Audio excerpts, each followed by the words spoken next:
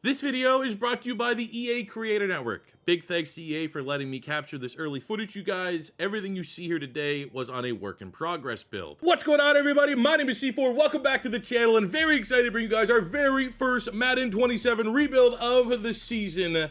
And we have 5 years to bring the Pittsburgh Steelers to another Super Bowl and hopefully another Super Bowl title. There are other teams we could have rebuilt that are much more difficult rebuilds, much more challenges from a roster standpoint than maybe Pittsburgh by comparison. But I think if you're trying to make the question, who's the most interesting team going into Madden 27 from a rebuild standpoint, you can make the argument the Pittsburgh Steelers are near the top of their list. We have a brand new head coach, the legendary Mike Tomlin, no longer here. They get Mike McCarthy, former Cowboy head coach, former Super Bowl winning coach with the Green Bay Packers. You got Patrick Graham there at defensive coordinator. He is one of the top DCs in the league. You'd like to think Mike McCarthy coming here for at least just for 1 year, it appears to be, and get Aaron Rodgers back, the future Hall of Famer, which is always a very interesting thing. And I think Aaron Rodgers is a great quarterback to kind of highlight some of the new persona engine. There's not many quarterbacks, not many players that have more persona than Aaron Rodgers in the league. We have his focus, which is personal accolades at this point. He's comfortable here for one more season, potentially. Got an upgrade at the throw power. I don't think he had 94 throw power last year. For the 42-year-old player, we now have for persona, he has 8 items on his personal DNA. Independent, cerebral, guarded, wary, calculated, confident, resilient, and direct. As he probably should. But what makes this interesting to me is maybe we'll win. This will be a 1-year rebuild. Aaron Rodgers with a movie-like ending to his career. But the reality of, I think, what makes this quarterback room so interesting is the Steelers got a developmental guy. Drew Allar out of Penn State, 22 years old, 6'5", 230, prototypical height, weight, speed of like a franchise quarterback. It's just, this guy needs a lot of refining. We got 90 throw power, 79 mid-accuracy, 85 short, 75 deep. We got decent mobility and 80 speed, 85 acceleration. We got confident, cerebral, discipline, strategic, patient, and composed. So the way that I'm thinking about it is like we have our succession plan potentially in store. Now, Drew Allar is only on a normal dev. We are on an early build. I think the dev traits are probably going to be what you see at launch, just from cross-referencing the official Madden 27 ratings. But there's a storyline right there. You got Aaron Rodgers back for 1 year. How well and how quickly can Drew Allar develop as a backup quarterback? Will he be ready to get an opportunity to prove that he could be a franchise quarterback in year 2? Well, I hope to find that out. Continue through the roster. We got Rico Dowdle pulling a superstar dev trait here. Was definitely one of the stories of last year's season. His emergence kind of out of nowhere with the Carolina Panthers. Goes to Pittsburgh, is expected to be in the conversation for the lead back. You got Jalen Warren, who's an 83. Eli Heidenreich, the rookie here. I think he's a guy that we can use as a utility player from Navy. 91 speed, 93 acceleration, 90 agility, 91 carry. 81 ball carrier vision. Juke move, change direction is good. Catching's also pretty good.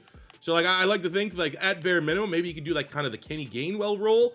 But I have optimism that Heidenreich could become like a legitimate player for us. DK Metcalf, you get Michael Pittman coming over from the Colts.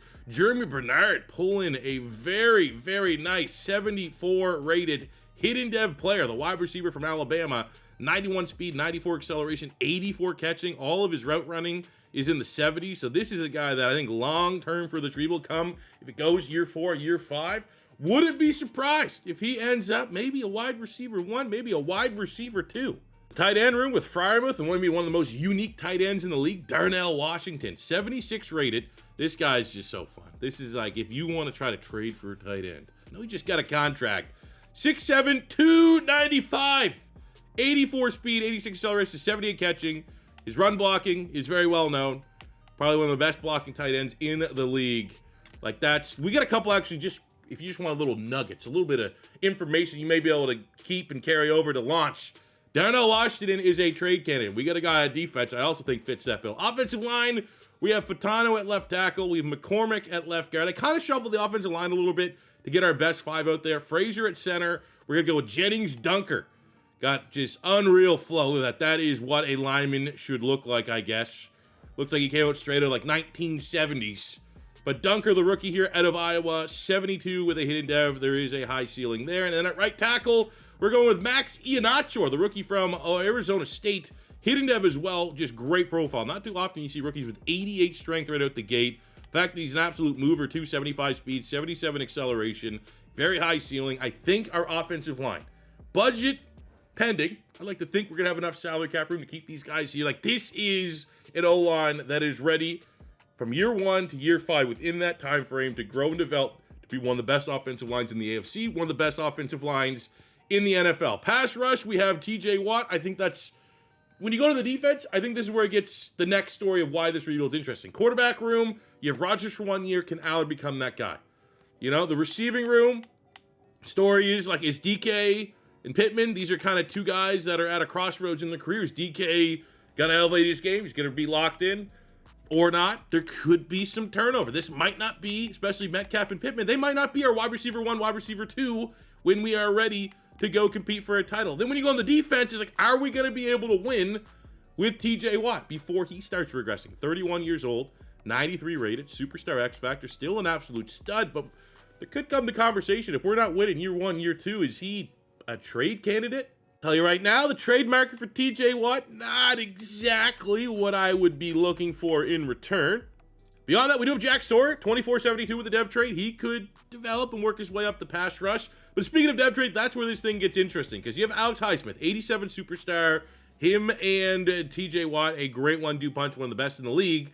Out of nowhere, Nick Herbig, who we've shown love on this channel. I like Nick Herbig a lot coming out of Wisconsin. Big fan of his brother, who was a really underrated lineman for the Eagles. Superstar dev, Nick Herbig. So while it's interesting dynamic for us, right? If we're trying to save a couple bucks, if we're trying to kind of restructure where we want to have our salary cap invested, I mean, Herbig, you know, we got too many mouths to feed here on this pass rush. So that could be something we need to rectify sooner rather than later. I don't know what the... Again, you get a little bit of savings here on Highsmith. He'd be like the most likely out of all these players that could get traded. But we're pretty much not getting any position that we need. Like, I feel good about our offensive line. I feel good about our defensive line. I don't really want to get like Jordan Addison. Like, maybe if we want to retool the wide receiver room, we get a little bit younger, as Addison's 24 versus Pittman and DK are closer to 30. But the trade market's just, you know, that might be one where I'd rather picks if it came to it. Defensively, we have old man Cam Heyward, 37 years old. I imagine it's probably likely, like Aaron Rodgers, that he is going to be one and done. One more season left. We got 7 personal DNAs here. Leader, selfless, transparent, resilient, mentor, accountable, principled, like pretty much all the personal DNA that you would want on a veteran. A, you know, guy that's going to make everyone else around him better, going to leave the team better than what he found it. An absolute stud, but will he be able to give us more than 1 year? I do not know. Luckily, they did the work in getting a successor here in Derek Harmon. 6'5", 313, 93 strength, a great athlete on top of it. I think he is going to be the future of this defensive line. Linebacker core is solid, but if we're viewing this with it, we have 5 years to do it. Are these linebackers still going to be good, still going to be at their peak in 5 years' time? Patrick Queen's 27 years old. We got Peyton Wilson, who I love the athletic profile here of Peyton Wilson. 92 speed, 93 acceleration at 6'4", 240. One of the more underrated athletes at linebacker in the league, but he was like an old rookie. We're still on his rookie deal. He's 26, so he's starting to get pretty close to his ceiling. They get a good veteran in Jamel Jean in the secondary. Joey Porter Jr. is one of the more underrated corners. We get Asante Samuel. We get a rookie hidden dev here in Daylen Everette from Georgia.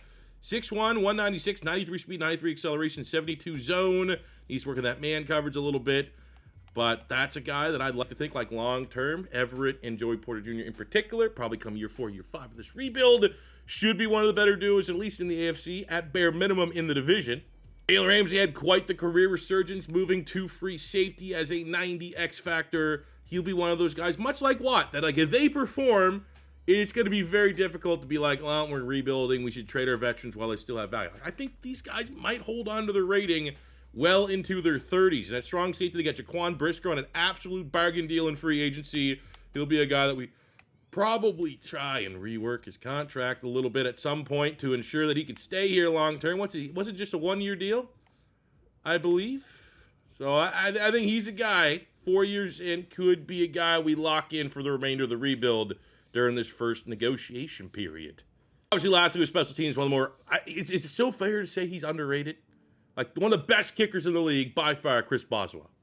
A new addition that I like from managing your roster is the contracts tab. They've completely overhauled the contracts tab. I think it's very clean, gives you all the information you need to.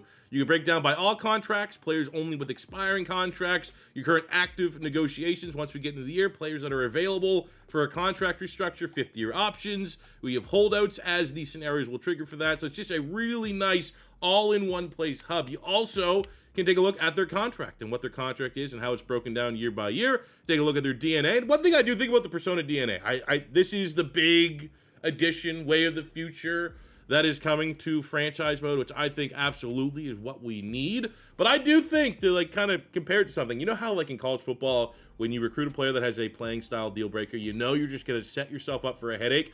I think as we get our legs under us here in Madden 27, there's going to be probably some DNAs that we know that are just, they're going to be really annoying. And it may be a deciding factor when trying to go after a player in maybe, say, free agency, knowing that they have a tough DNA that could trigger maybe scenarios that you don't want to have. Also in this, you can look at their player ratings right away. You can break down their career stats. It's just a really, really, really cool overview, giving you a complete optical view of your roster.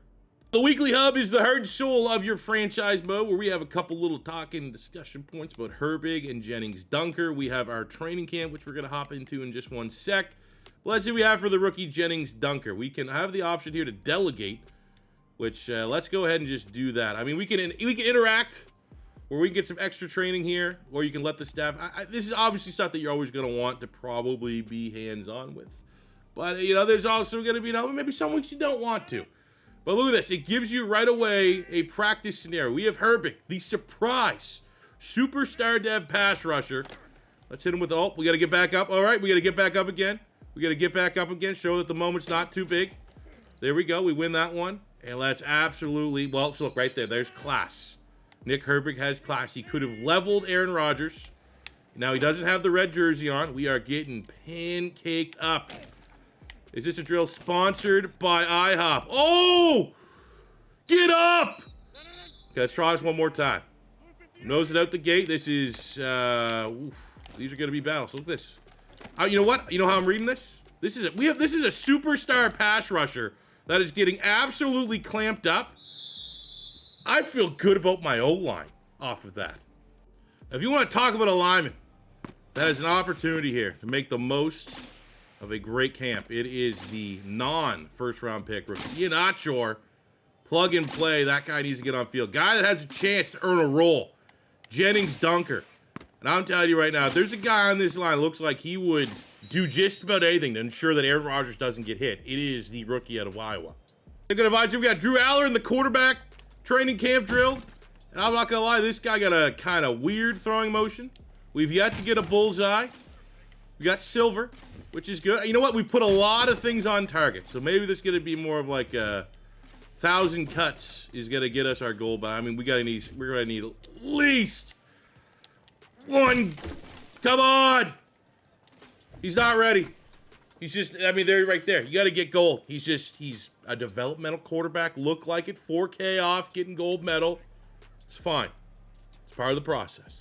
Now, one thing that's a little bit different when you go into the player upgrade is that it doesn't show you off of just the main hub what the scheme fit is. I know me personally, I like to try and develop my players as perfect scheme fits. However, it's just one more extra step. You hit X to view the player card, and through here, you can see what the actual scheme fit is. So for Dunker, we'll upgrade him as Practice Protector, just in case you guys hop in and don't see it. There we go. Get our one upgrade point from that silver medal for Drew Allar. We're going to bring him up to a perfect scheme fit, 69 overall. Very nice. With a +3 deep throw accuracy, which is probably the biggest area he needs to improve on. Would really like to get that 90 throw power up. I'll be honest, the thing that's been sticking on my mind right now is like Highsmith, Watt, and Herbig. Highsmith feels like the guy we should trade. Just from the saving standpoint, 14 million, 14.5 is good. But then I was like, what position do we need? At quarterback, like I'd like to see if Allar can develop. We have Rodgers back for 1 year. We have more than what we know to deal with at wide receiver and running back. Our tight end room, we got 2 pretty good tight ends. The offensive line across the board, I'm really bullish on.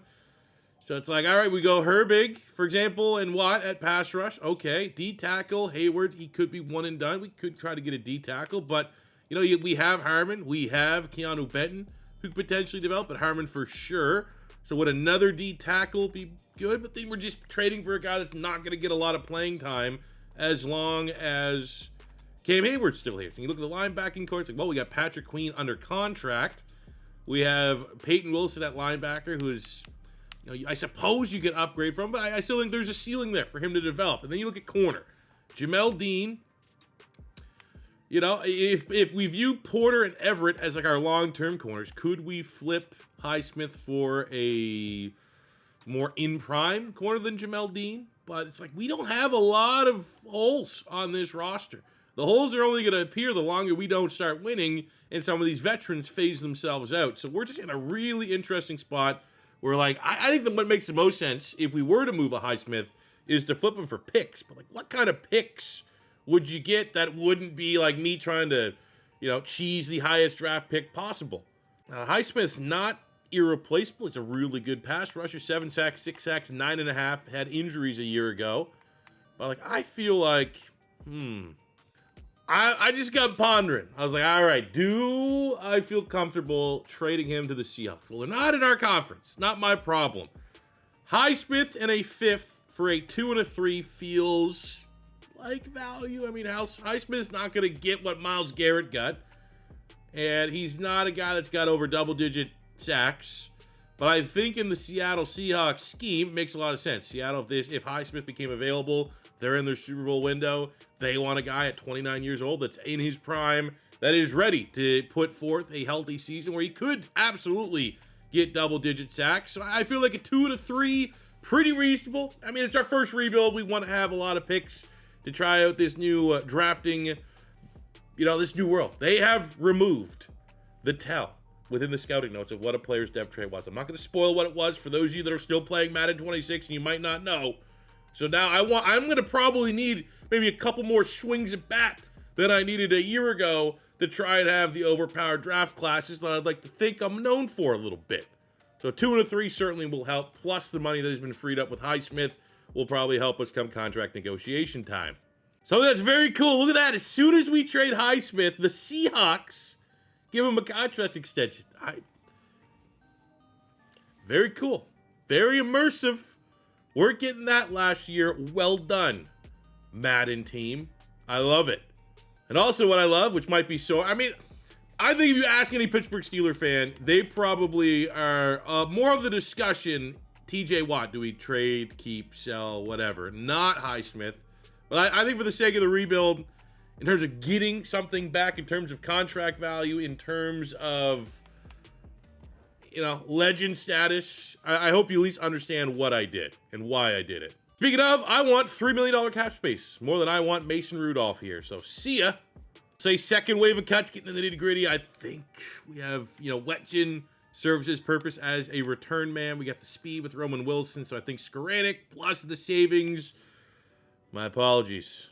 Now, once we get to the offseason, I'm going to show you some of the new additions to the free agency window here in Madden 27 franchise mode. But something that I love to see, a great addition, under the radar addition, is you can now see the upcoming free agency class. So now this could change as players may have opportunities to re-sign with their teams during the year, but you now have a sneak peek at what players potentially could be populating your free agency market during the season at hand. So this could decide your own contract extent. Like if you feel pretty good that Baker Mayfield is gonna not re-sign with the Bucs and hit the open market, that may dictate what you want to do at quarterback. Maybe you don't give that quarterback you're unsure about another year. Maybe you don't spend all your focus scouting and hire scouts that have quarterback backgrounds because you know you're gonna go get Baker Mayfield. You get this little early sneak peek. I think this is a great addition. Now you can't just assume that all these guys aren't going to get contract extensions with the new team. You can't just assume that they're 100% going to be there.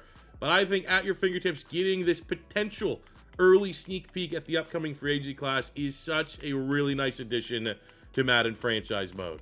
Let's see what we have in store with the auto-generated rookies. We're going to build our board here. Or actually, we have our scouts. I mean, corner, safety, tackle, D-tackle. D-tackle, Mike, linebackers. I think D-tackle makes sense to have some boots on the ground there. We have to replace Cam Heyward. I'm not too bad, but I do think our 2- and 3-star scouts could be more aligned with what we really need and big-time needs. For a 2-star, I'm going to look at Calvin Lowe, corner wide receiver, corner with Jamel Dean. More of a rental guy. I think we can land and get a lot of information. Potentially bringing a new stud corner long-term would be good. Same with wide receiver with Pittman and DK. I don't know where those guys are going to be at year 4 or 5 of this rebuild. I want to try to retool that room slowly but surely. I'll go with Park. It's just with Drew Allar, I don't necessarily want, at least this year in year 1, draft a quarterback sooner than I need to. I think I'd like to see what Allar can do. Years of red shirt, if you will. So I think the next interesting would be like at linebacker, Patrick Queen and Peyton Wilson. Are those guys irreplaceable, especially long-term as this rebuild goes on? Probably not. At safety, Jalen Ramsey, the veteran. Brisker's on a short-term deal. If things get dicey there, like these could be 2 positions we would be very much happy to have some young guns at. As we take a look at our first generated draft class, this is another talking point that I want to share in the video. As the person that found the Gus Hardbody, he was created on Reddit. Full credit to that guy, but I shared it on X. It got like almost 1 million views. Gus Hardbody, if you know, you know. The last couple years of Madden franchise mode, there have been a couple egregious face scans that have been put in the game, and I have been told now on good authority that the more egregious scans have been pulled from the game. They're in the game at beta, not here at launch. Gus Hardbody has retired and gone home to his family at 3. He's no longer a 22-year-old quarterback.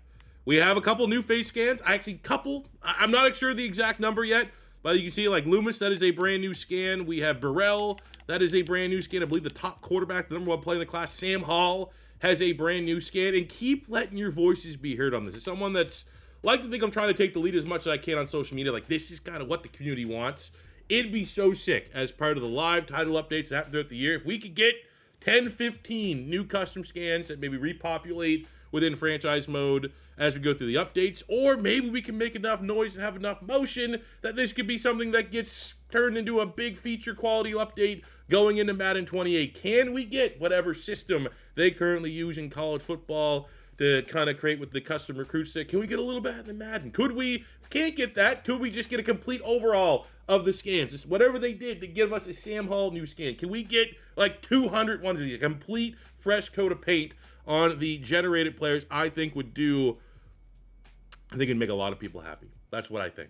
I will also say, if you didn't see it in the notes, and I apologize in advance because this was the noise that I made, got found and acknowledged by Clint. When we get the player notes, before in last year's game and in the beta, there was a player note that would tell you what a player's dev trait was. It's been removed. So if you use that as an exploit, and now you're very disappointed that you can no longer do so, my bad. Now let's take a look at this class. Positions of need for us. Names that we may need to take a look. I feel pretty good about the offense. If the plan is Drew Allar year 2, at least to see what he can do, you know, I don't think there's going to need to be a lot that needs to be offensively addressed for the Pittsburgh Steelers here. Defensive, we got on the other side, the D tackles. We got Brett Harper, NC State, DeAndre Foster from TCU. We got Mitch Branson, the big nose tackle from Wisconsin. Tevin McAllister, big nose tackle from UCF. We need to probably find the replacement for Cam Heyward this year. So I think D tackle is going to be a top priority. I wouldn't hate addressing a linebacker, adding at least a linebacker with one of maybe the picks that we got from the highsmith trade. Like that could be another position that having some youth would help. Same with corner. I think Jamel Dean, it's fair to view him not necessarily a long-term option. I think obviously he's our highest rated corner right now. I'm expecting him to be good, but come contract time, it might make more sense for us long-term to go with a younger player. And if we can get a rookie, high upside rookie, I think that would be a huge addition. So I'm thinking corner, I'm thinking linebacker, I'm thinking D tackle. Those are going to be our big 3 positions going into the draft. And we're getting hit with scenarios right away. The rookie, Germie Bernard, is unhappy with the depth chart here. Okay, feel my game elevating right now, coach. I'm ready for more responsibility and a bigger role. I want that. I'm going to be honest. I love this. I absolutely want, yes, you are going to be our wide receiver 3 as a rookie. Congratulations. He's been named a starter. Another upgrade for week 1 for Drew Allar. We get +1 throw power for field general. Let's go. I mean, we could somehow get another throw. It's rare. That is a good roll. we get him up 92. I mean, you got Aaron Rodgers 94. Aaron Rodgers from Madden 26, Madden 27. Increases throw power at 42 years old. Week 1 with the Pittsburgh Steelers. I like to always play week 1. It kind of sets the tone for the year at hand. What can old man Rodgers do? At home, kicking off the season, are the Pittsburgh Steelers, you trade away Highsmith, are they maybe closer to a rebuild year than many people expect? Or is that just one step back, knowing that Herbig is going to step up and be more productive than Highsmith, and we just got a bunch of picks to help speed up this rebuild? Are the Pittsburgh Steelers playoff caliber?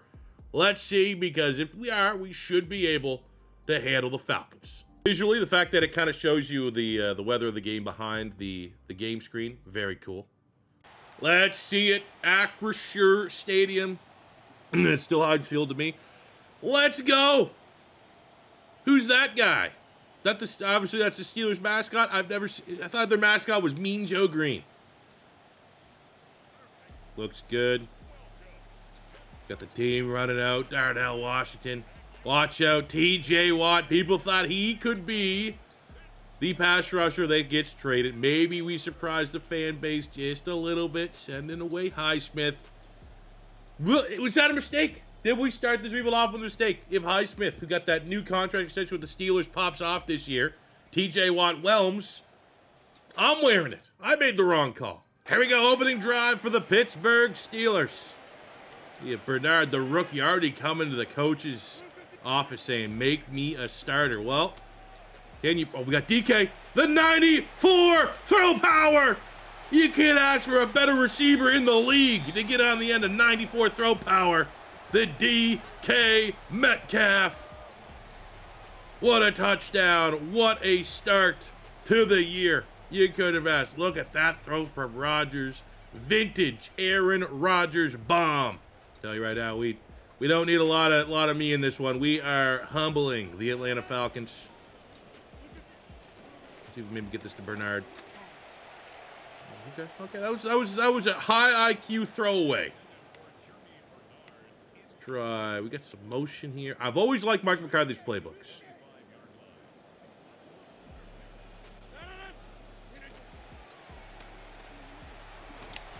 We go Rico Dowdle.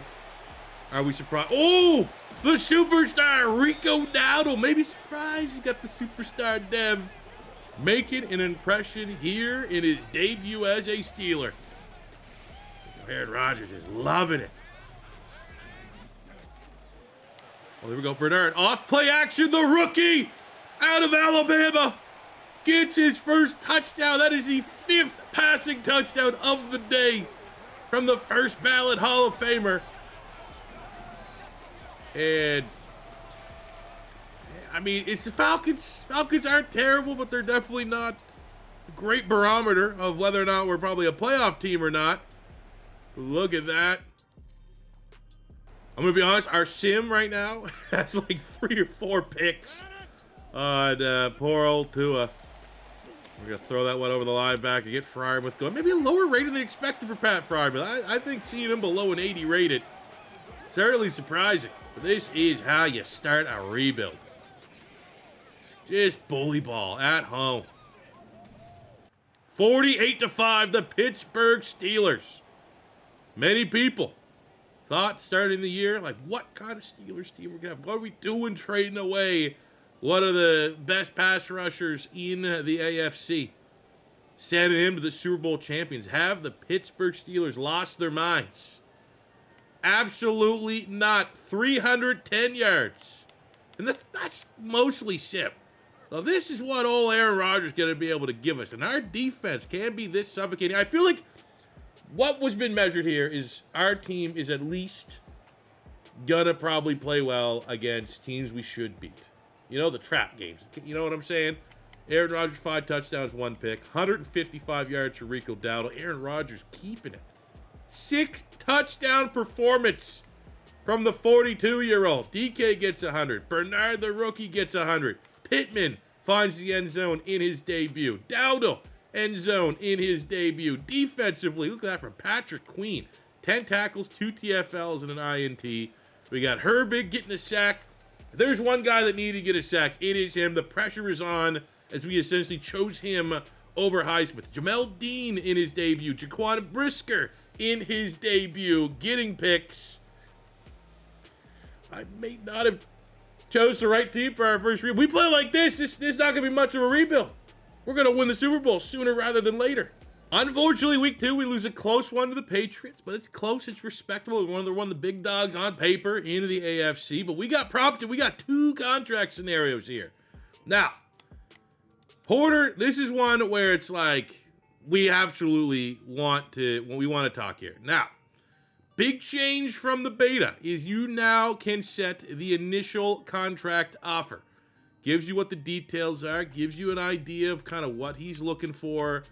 And this is what a lot of people wanted. It felt like before you did not have a lot of, you didn't get to control the starting point. So I think they kind of heard us in what we wanted, at least give us this, to then go into the new rework conversation, back and forth scenarios with the players. So that, I think, we got no trade costs. Don't want to worry about that. Guaranteed. I mean, I don't plan on trading him, so I think we could probably guarantee all 3 years. We're not going to go crazy Howie Roseman and add some void years. I think I ain't mad at that. I'm going to assume this initial starting offer is kind of what he's looking. So we get hit 59%. The total value will reflect. Okay, what do we want to talk about? What do we want to talk about? Let's bump up. Can this make you a little bit happy? Where does this bring you, Joey? What are you looking for? There we go, 73%. Potential questions are surrounding a deal. Okay, who's sending that to the media?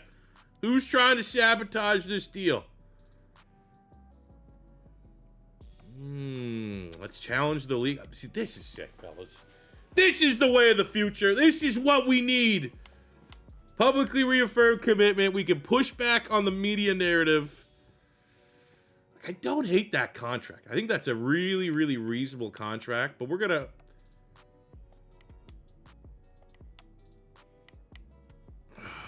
But I really, we can't lose him. So let's publicly...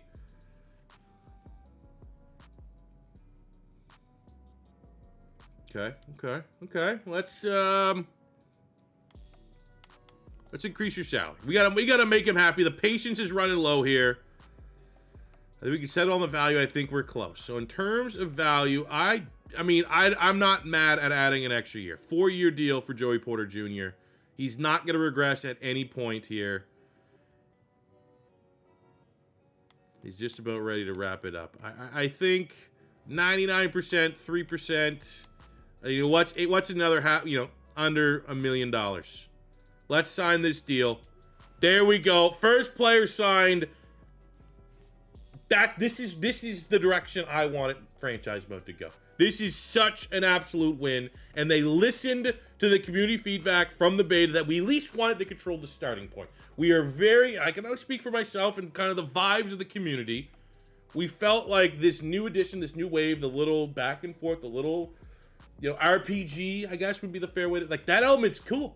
That element's cool, especially because the persona DNA will reflect the different options that you're going to have and how you have to handle the player and what the options you choose kind of change their patience and all that stuff. That whole ecosystem is awesome, but giving us now at least the control on the starting point, the starting offer, I feel like it's a kind of the best of both worlds.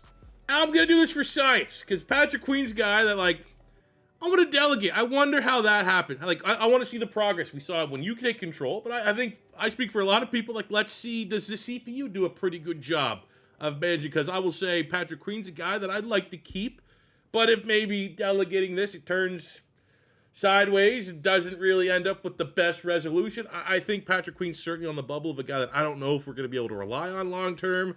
So I kind of want to test it out there. We weren't going to play around with Joey Porter Jr. He needs to be here long term. Another really, really cool feature is the breakout scenario has been reworked a little bit here in Madden 27. So in Madden 26, you get a breakout scenario like this. We got one here for Peyton Wilson. Really, really nice linebacker. Awesome that he gets a scenario. But in last year's game, it was always based around one game goal. You had to go in one game. It was all or nothing. Now, you have your single game goal. You have your single game bonus goal. So our single game goal is we get the dev trade increase. We get 10 plus tackles in the next game. The single game bonus goal, well, we'll get it. If we get 12 total tackles, it would be an even better upgrade. But now you have the option for a 3-game total. So within 3 games, we don't think, maybe you got a bad matchup. Maybe you get this.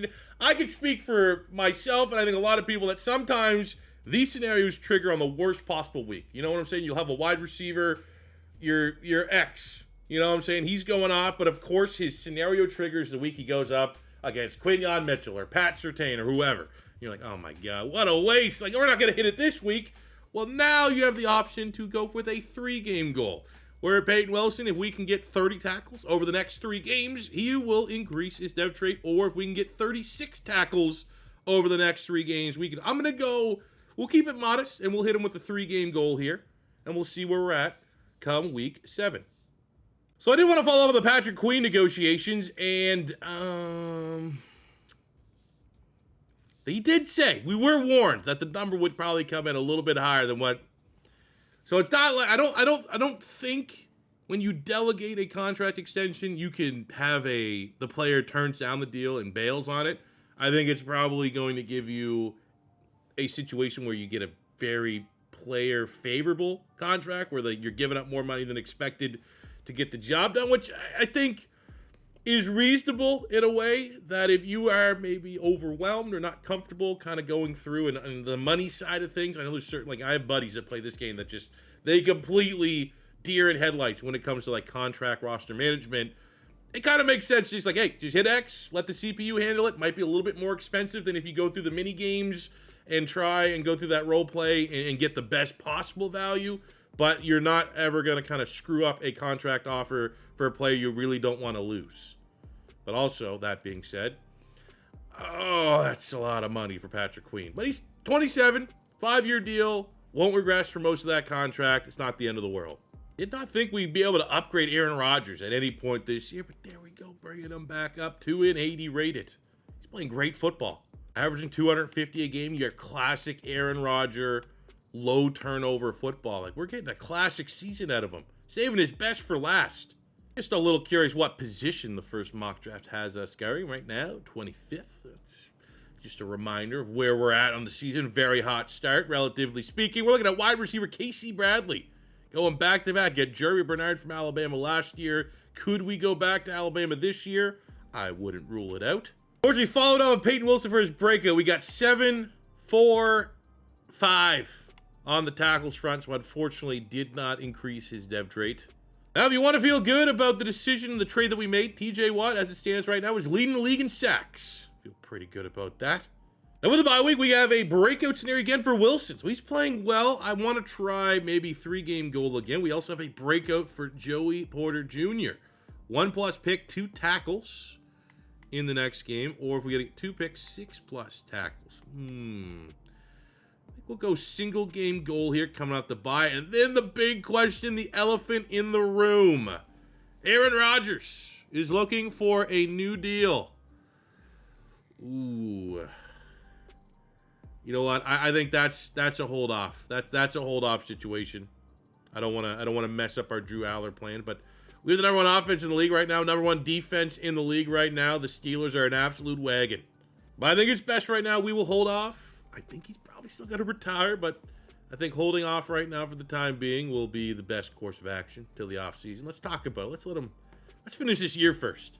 Now, usually in our old rebuilds, before we had like the scenarios pop up, mid-season would be where we talk about who we're re-signing, who we're letting walk. And I think interesting is Keanu Benton.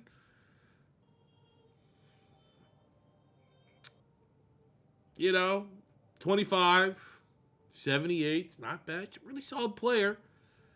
Is that exactly, what we want? Our salary caps, we don't have a classic rebuild salary cap spot right now. Say what Jaquan Brisker, 27, 83 rated. We have done our homework going in the draft on D tackles, on safeties.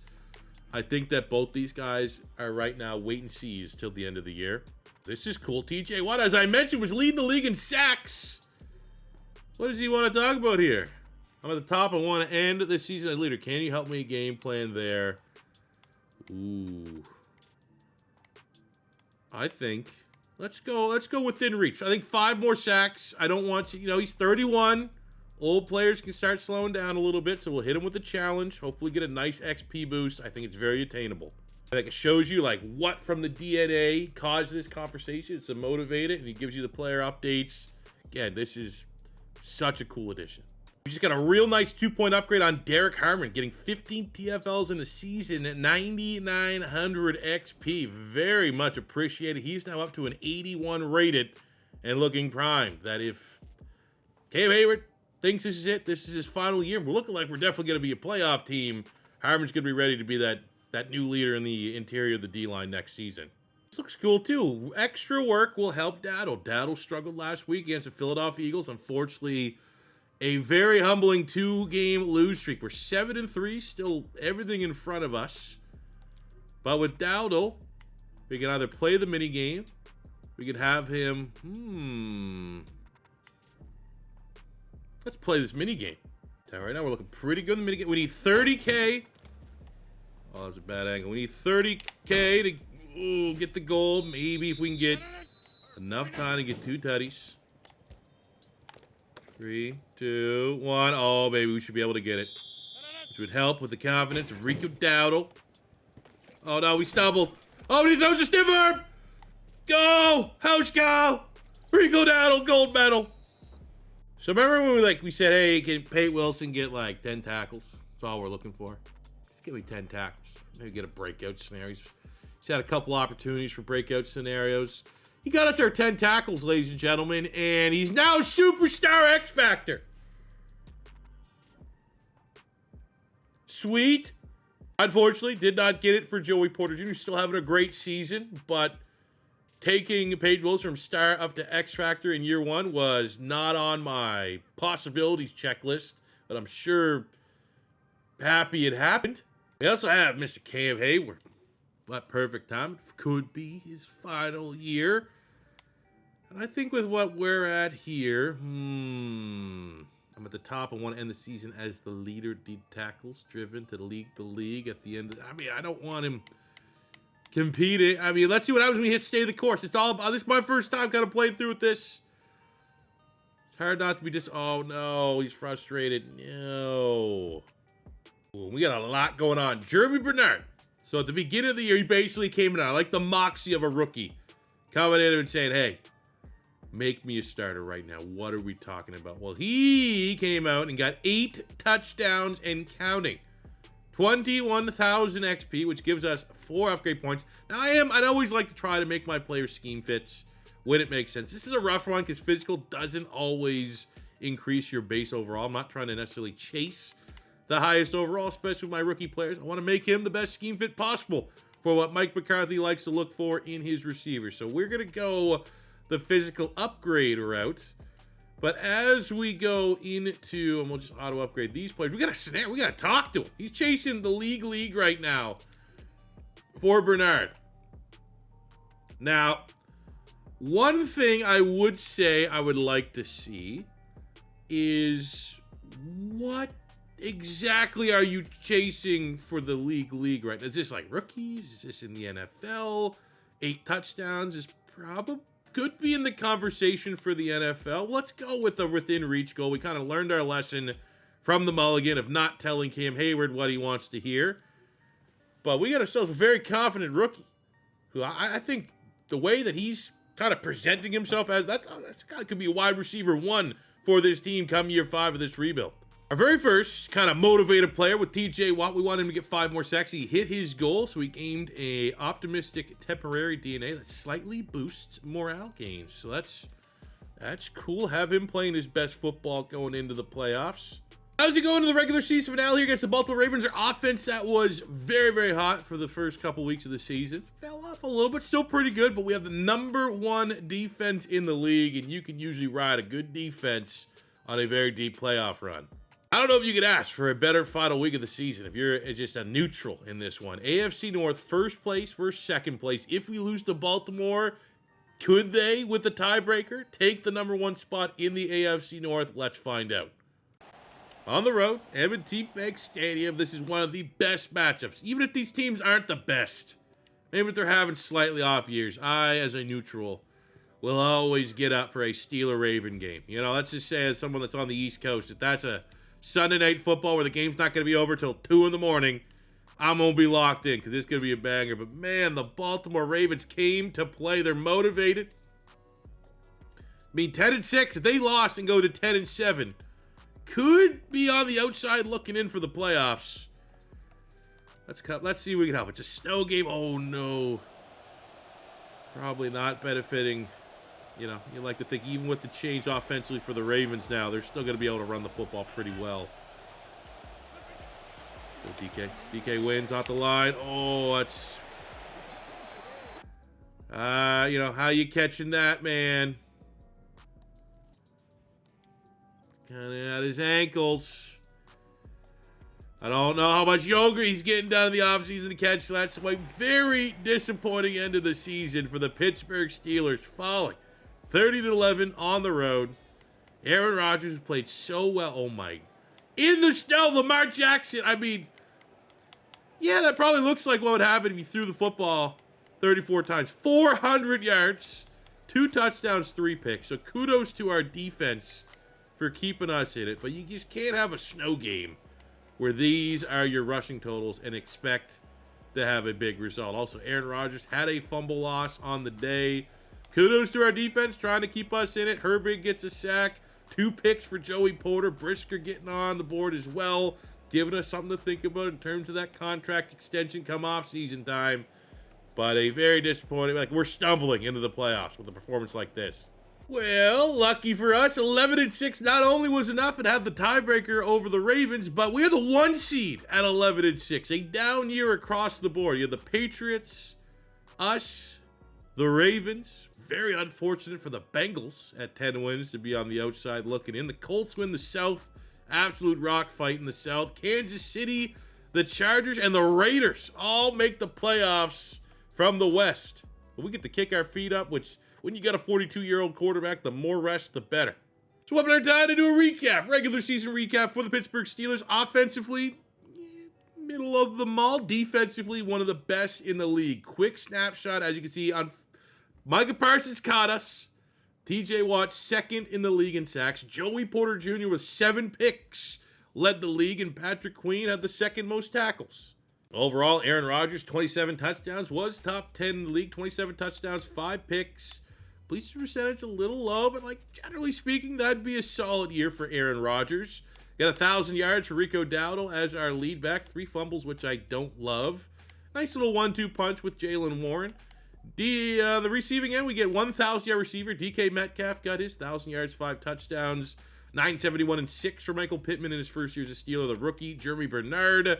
Would have been cool to get him maybe one more touchdown to get into the double digits, but still, I think a very successful year. Utilized the tight end enough to justify paying for a tight end. Defensively, we got really, really nice sack production. 17 sacks on 19 TFLs for TJ Watt. 22 TFLs, 13.5 sacks for Cam Heyward. I'd be totally fine if he doesn't want to hang him up. He's still playing at a ridiculously high level. 12 TFLs, 7 sacks for Nick Herbig. A little bit on the light side. 21 TFLs, 6.5 sacks for Derek Harmon. Peyton Wilson, obviously getting the X factor. He had an incredible year. 112 tackles, 13 TFLs, 5.5 sacks. And the INT numbers, very, very acceptable. Let's put it plainly here for the Steelers. 3 picks for Ramsey, 3 for Brisker, 4 for Dean, 7 for Joey Porter Jr. Now, I do need to go take a little peek at the Seahawks to see how Highsmith played, and he played... you know, that's a win-win for both teams, I think. If we can get Herbig, you know, if you're just kind of comparing the two, there's a gap. But knowing where Herbig's ceiling is going to be, I think that's probably about bare minimum to feel decent about that trade.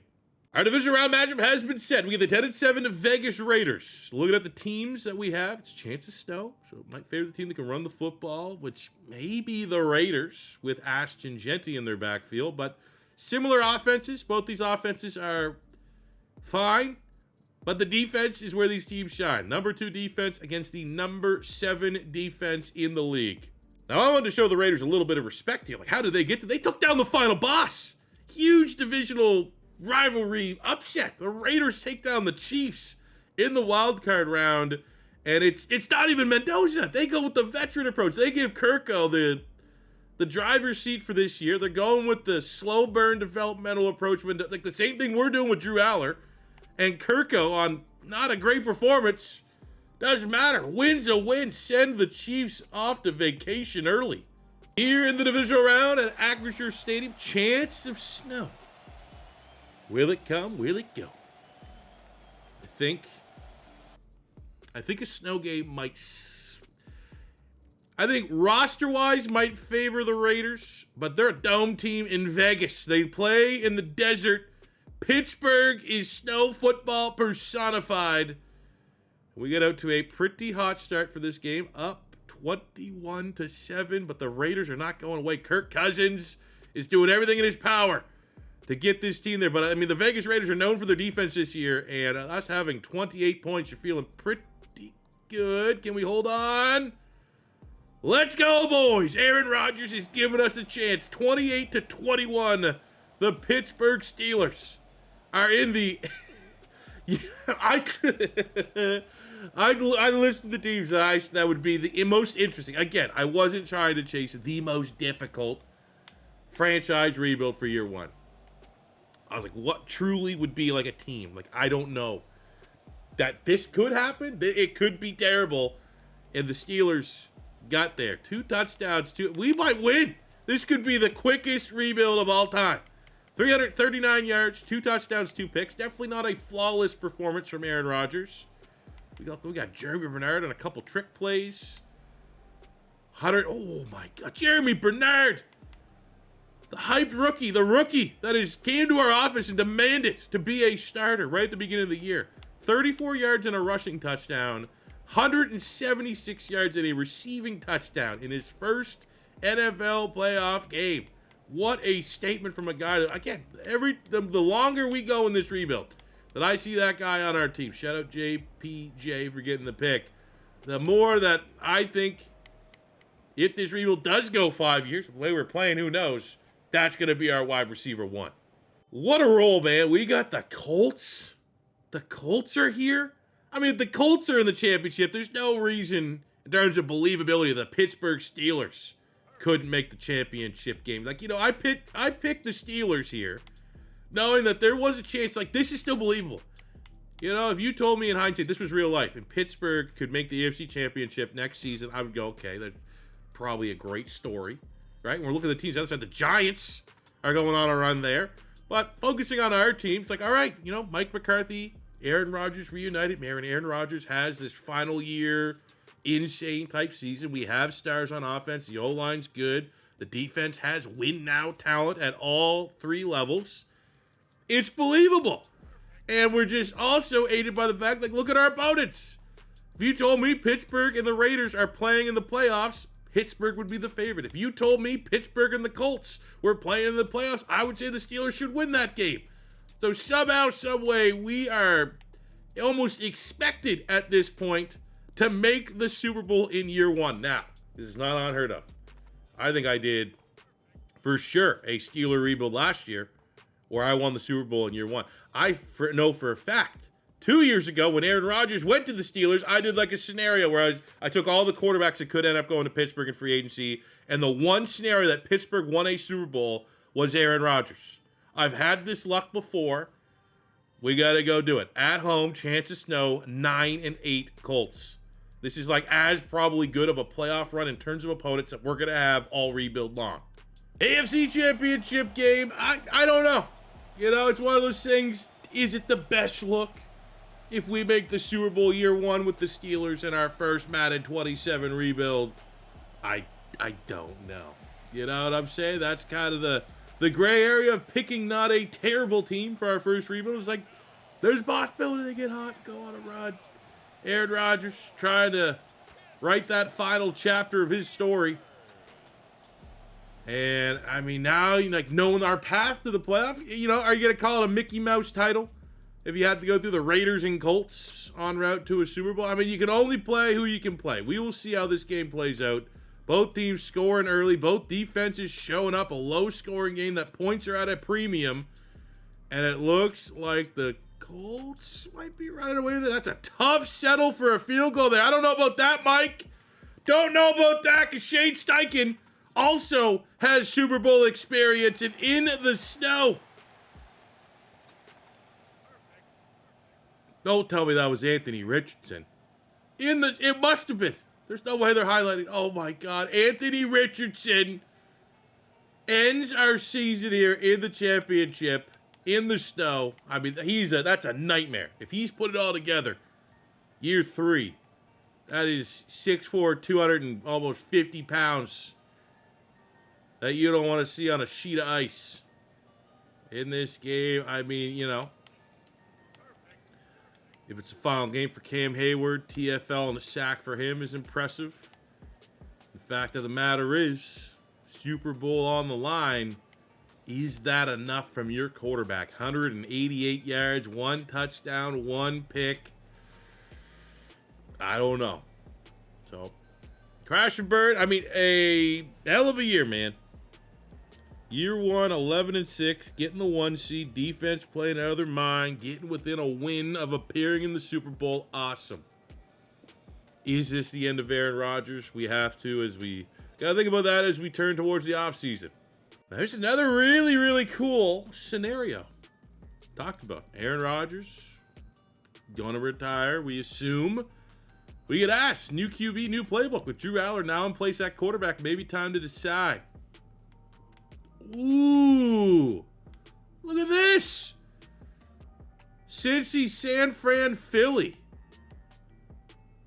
I mean, this is the game presenting me with this opportunity. Kind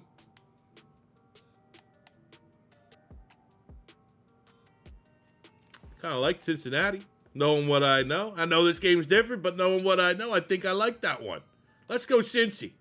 And in the Super Bowl, the Giants with this. How much do you think Bengal paid them to make the Giants good in franchise mode? How much? What's the over? What's the starting budget on that? I'm thinking at least 25 grand. We're now in re-sign week. We have Pittsburgh reviewing the franchise tag for Jaquan Brisker.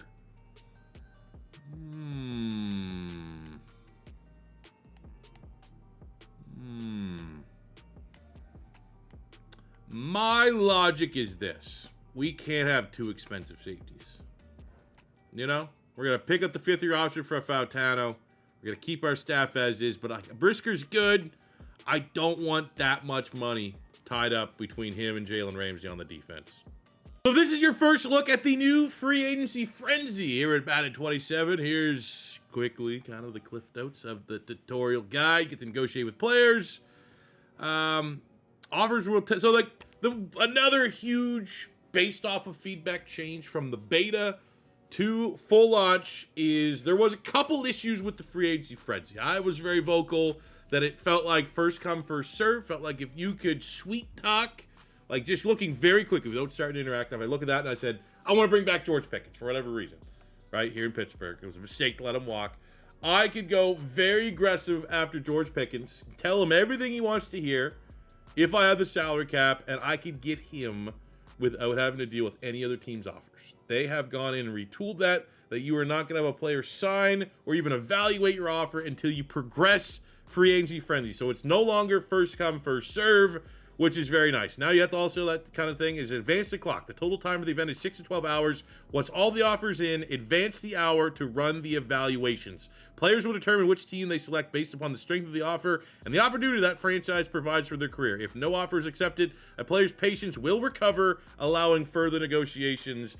This was a beautiful, beautiful process between the community, getting in the beta, telling them about this new feature, how it could be better, and them listening to the feedback ahead of launch. I will say, looking at our roster here, like a little bit weird that like there wasn't more made about Aaron Rodgers retiring. I will say I was a little surprised that there wasn't like a pop-up or like I didn't see it at the bottom of the ticker. Maybe I missed it. I mean, you could always see these things going into the league transactions. We can go down here to retired. We can go, let's just look at our team specifically. Jalen Ramsey. I was expecting Aaron Rodgers. I was expecting the legendary Cam Heyward. Boswell, I mean, he was at that age. We got Bill Burr there, but that one burns, especially after the decision to let Jaquan Brisker walk. No, not good. Not good. I was ready for the growing pains and the challenge and the drop off from Aaron Rodgers to Drew Allar. You know, even if Aaron Rodgers returned, he would have regressed, and like the gap in terms of overall wouldn't have been drastic between him and Drew Allar. Cam Heyward, you know, we have Derek Harmon. That was kind of prepared for. Not Jalen Ramsey. Just losing a 90 X factor in the back end of the defense was not expected. It is going to be now very difficult to get back to where we were here in year 2, I think.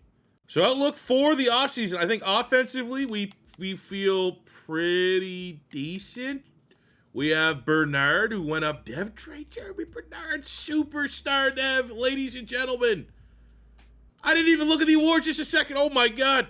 All right, well, with so many new things going on, kind of forgot like the checklist of things that we like to do in a kind of recap at the end of the year in a rebuild. So apologies on that because I've simmed past it. But Bernard is Offensive Rookie of the Year. That is our big award winner. Now as a superstar, I'm not gonna lie, I'm gonna kind of push him up the depth chart here a little bit. Drew Allar, 73 rated. We got that huge +1 throw power. And I mean, at 23, like this looks like if we draft this was a, you know, last year and I drafted Drew Allar and we got a 73 rated quarterback with that stat line, I'd feel pretty optimistic that we can make this guy into the guy for the Pittsburgh Steelers. So that does not change any. And we're looking at like free agency in the draft. Where do we need to go? Where do we need to invest?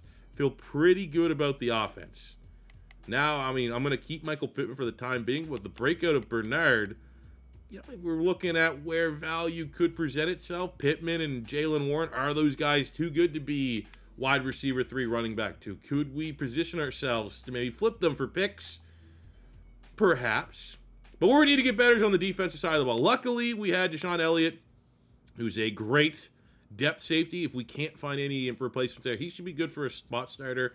But I think free safety Spears Jennings, a great athlete. I don't think with the aspirations that we want to, you know, we were a win away from going to the Super Bowl. Like we probably don't want that big of a regression there. So free safety is going to be a big need. Secondary looks good. Joey Porter Jr. up to a superstar dev. Everett's developed nicely. He's an 80 rated. So I think the corner room's pretty good, even though long-term Jamel Dean's not going to be able to be relied upon. D-tackle, we have Harmon as our D-tackle 1. Much like Elliott, Joseph Day gives us a veteran cover that if we can't find the right replacement, we won't be exposed to too much. But I think top priority would be landing a safety, landing a defensive tackle, and then probably BPA everywhere else. Take a little look-see at the D-tackles that are available. Now, this is an early build, so the ratings won't 100% kind of line up with the launch ratings. I went in and made sure the Pittsburgh Steelers spent about 2 hours making sure the ratings are the launch ratings for the sake of this video. But in the outside world, did not, you know, go ahead and spend 9 days of my early access, make sure the rosters were 100% correct. So if they look a little bit off, that is the explanation there. I mean, some D tackles, I mean, you can make the argument Benton would be the best one to bring back, but I think the draft is where I want to go D tackle. So moving towards the safety market, we have Damar Hamlin, Howden, Isaiah Simmons, Ashton Davis. There's just not a whole lot there. Like when the Eagles depth safety is kind of the best option. Now, I really do regret letting Jaquan Brisker walk. I don't think 14 per year for a player that still has his ceiling is a bad price. Ooh, Antonio Johnson has a dev trait at strong safety, 25 years old, looking for about 5 a year. All right, I want to go after someone here year 1 just to kind of get into the free agency range. I think Johnson makes some sense for us. Let's see, we'll use this as the starting point here. We'll go what is he? We'll go 4 years. We'll go like 3, 2, and 3. No trade clause, guaranteed. We'll give him 2 of those guaranteed. We'll see where that kind of puts us. 49% interest. Okay. Challenge. I mean, we'll start here. It's all about starting early. I'm not expecting a huge interest game, but we're doing all right. It's a good opportunity for him. We have a lot of turnover. He would now be the highest upside player in our secondary. Another thing that was like kind of based off of feedback, it felt like during the beta, there was not a lot of these options, in my opinion, that was allowing you to add a year. Now, this was before you could start the starting point. So I'm kind of glad that we got a little bit better. 5-year deal. we can, yeah, I think 4% increase on the bonus is totally reasonable, and it's not really running down the patience too much. Pitch big game moments, let the opportunity, I think again, we come back, let the opportunity speak for itself. That should bring us up to 100%, which it does. The players reach maximum interest in our offer. They are currently evaluating for other teams, but choose the best deal once time advances. This is, congratulations for listening again to the feedback. This is, for this new system, I think about as good as anybody could want it to be, which is pretty damn good. All right, so what we're going to do is we're going to advance to the next hour, and we'll see what happens with Mr. Johnson.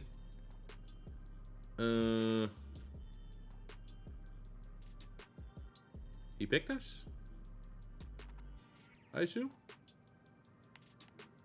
Not why. I can tell he picked us. I think is there like an update that would like say, hey, congratulations, he signed with you, outside of me just like straight up looking and seeing that.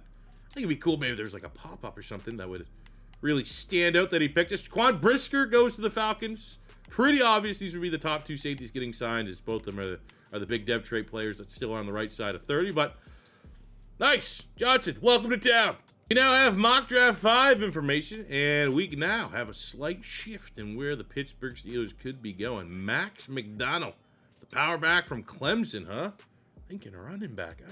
I don't trust this mock draft. We'll say if this was years prior, I'm coming looking at some D tackles here. We know what we're picking, and I'm going to be honest, I'd be looking at some of these nose. I mean, the nose tackle. I'm not going to say nose tackle cheese is gone. But as you can tell, looking at the player notes, there's now nothing about discipline. I'm sure there's going to be some sickos out there. They're going to try to decipher what one of these player notes may or may not show a hand a little bit. But as of right now, we can no longer rely on that. Luckily enough, the information on said Ricardo Owens, who's a third, fourth rounder, first, second round talent with A block shed, beef and SB power, a tackle at 6'4", 343. That ran a 4.88 with 37 reps on the bench press. You don't need a whole lot of tells to let you know that this guy's going to be an absolute stud.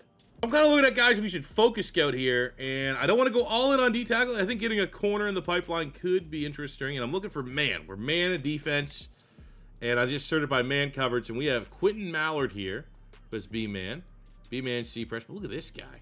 Curtis Owens, a day 3 pick, man-to-man, B-man, B-zone, C-press, A catching. Looks like there could be a little bit of value there. I want to see a little bit more behind Curtis Owens. So going into the draft, we've done our homework on the defensive tackles. And what we at least found out, I was thinking like DeAndre Foster could be worth a trade up here at 6'6", 295 with a finesse move. These are usually the guys that I'm gonna find a way to go get. But the reality is like second, third round talent, a little bit of a bust. I think the value for us is going to be like show our patience. Maybe look at Morgan Browning, first, second rounder here out of Michigan State.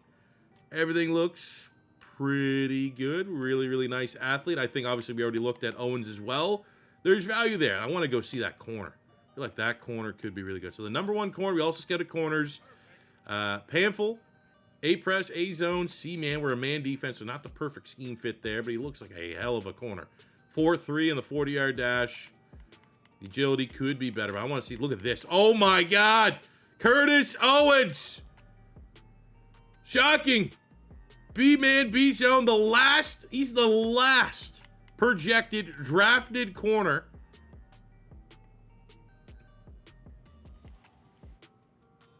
Starting out hot. At Big 29, we have the Pittsburgh Steelers. We can look at some offers that are coming in. Get a 1. I mean, I'm not even hearing it out. I'm not. I think I know. I want to go the best D tackle that we can get. We can honestly get 2 top DBs if we really want to, but I think we go D tackle here. Looking at the board, we could wait at pick 29. I kind of want to make my first pick. I don't want my first rebuild here to be one where we're doing like we're gonna kick the can down the road a little bit and just start hoarding draft picks.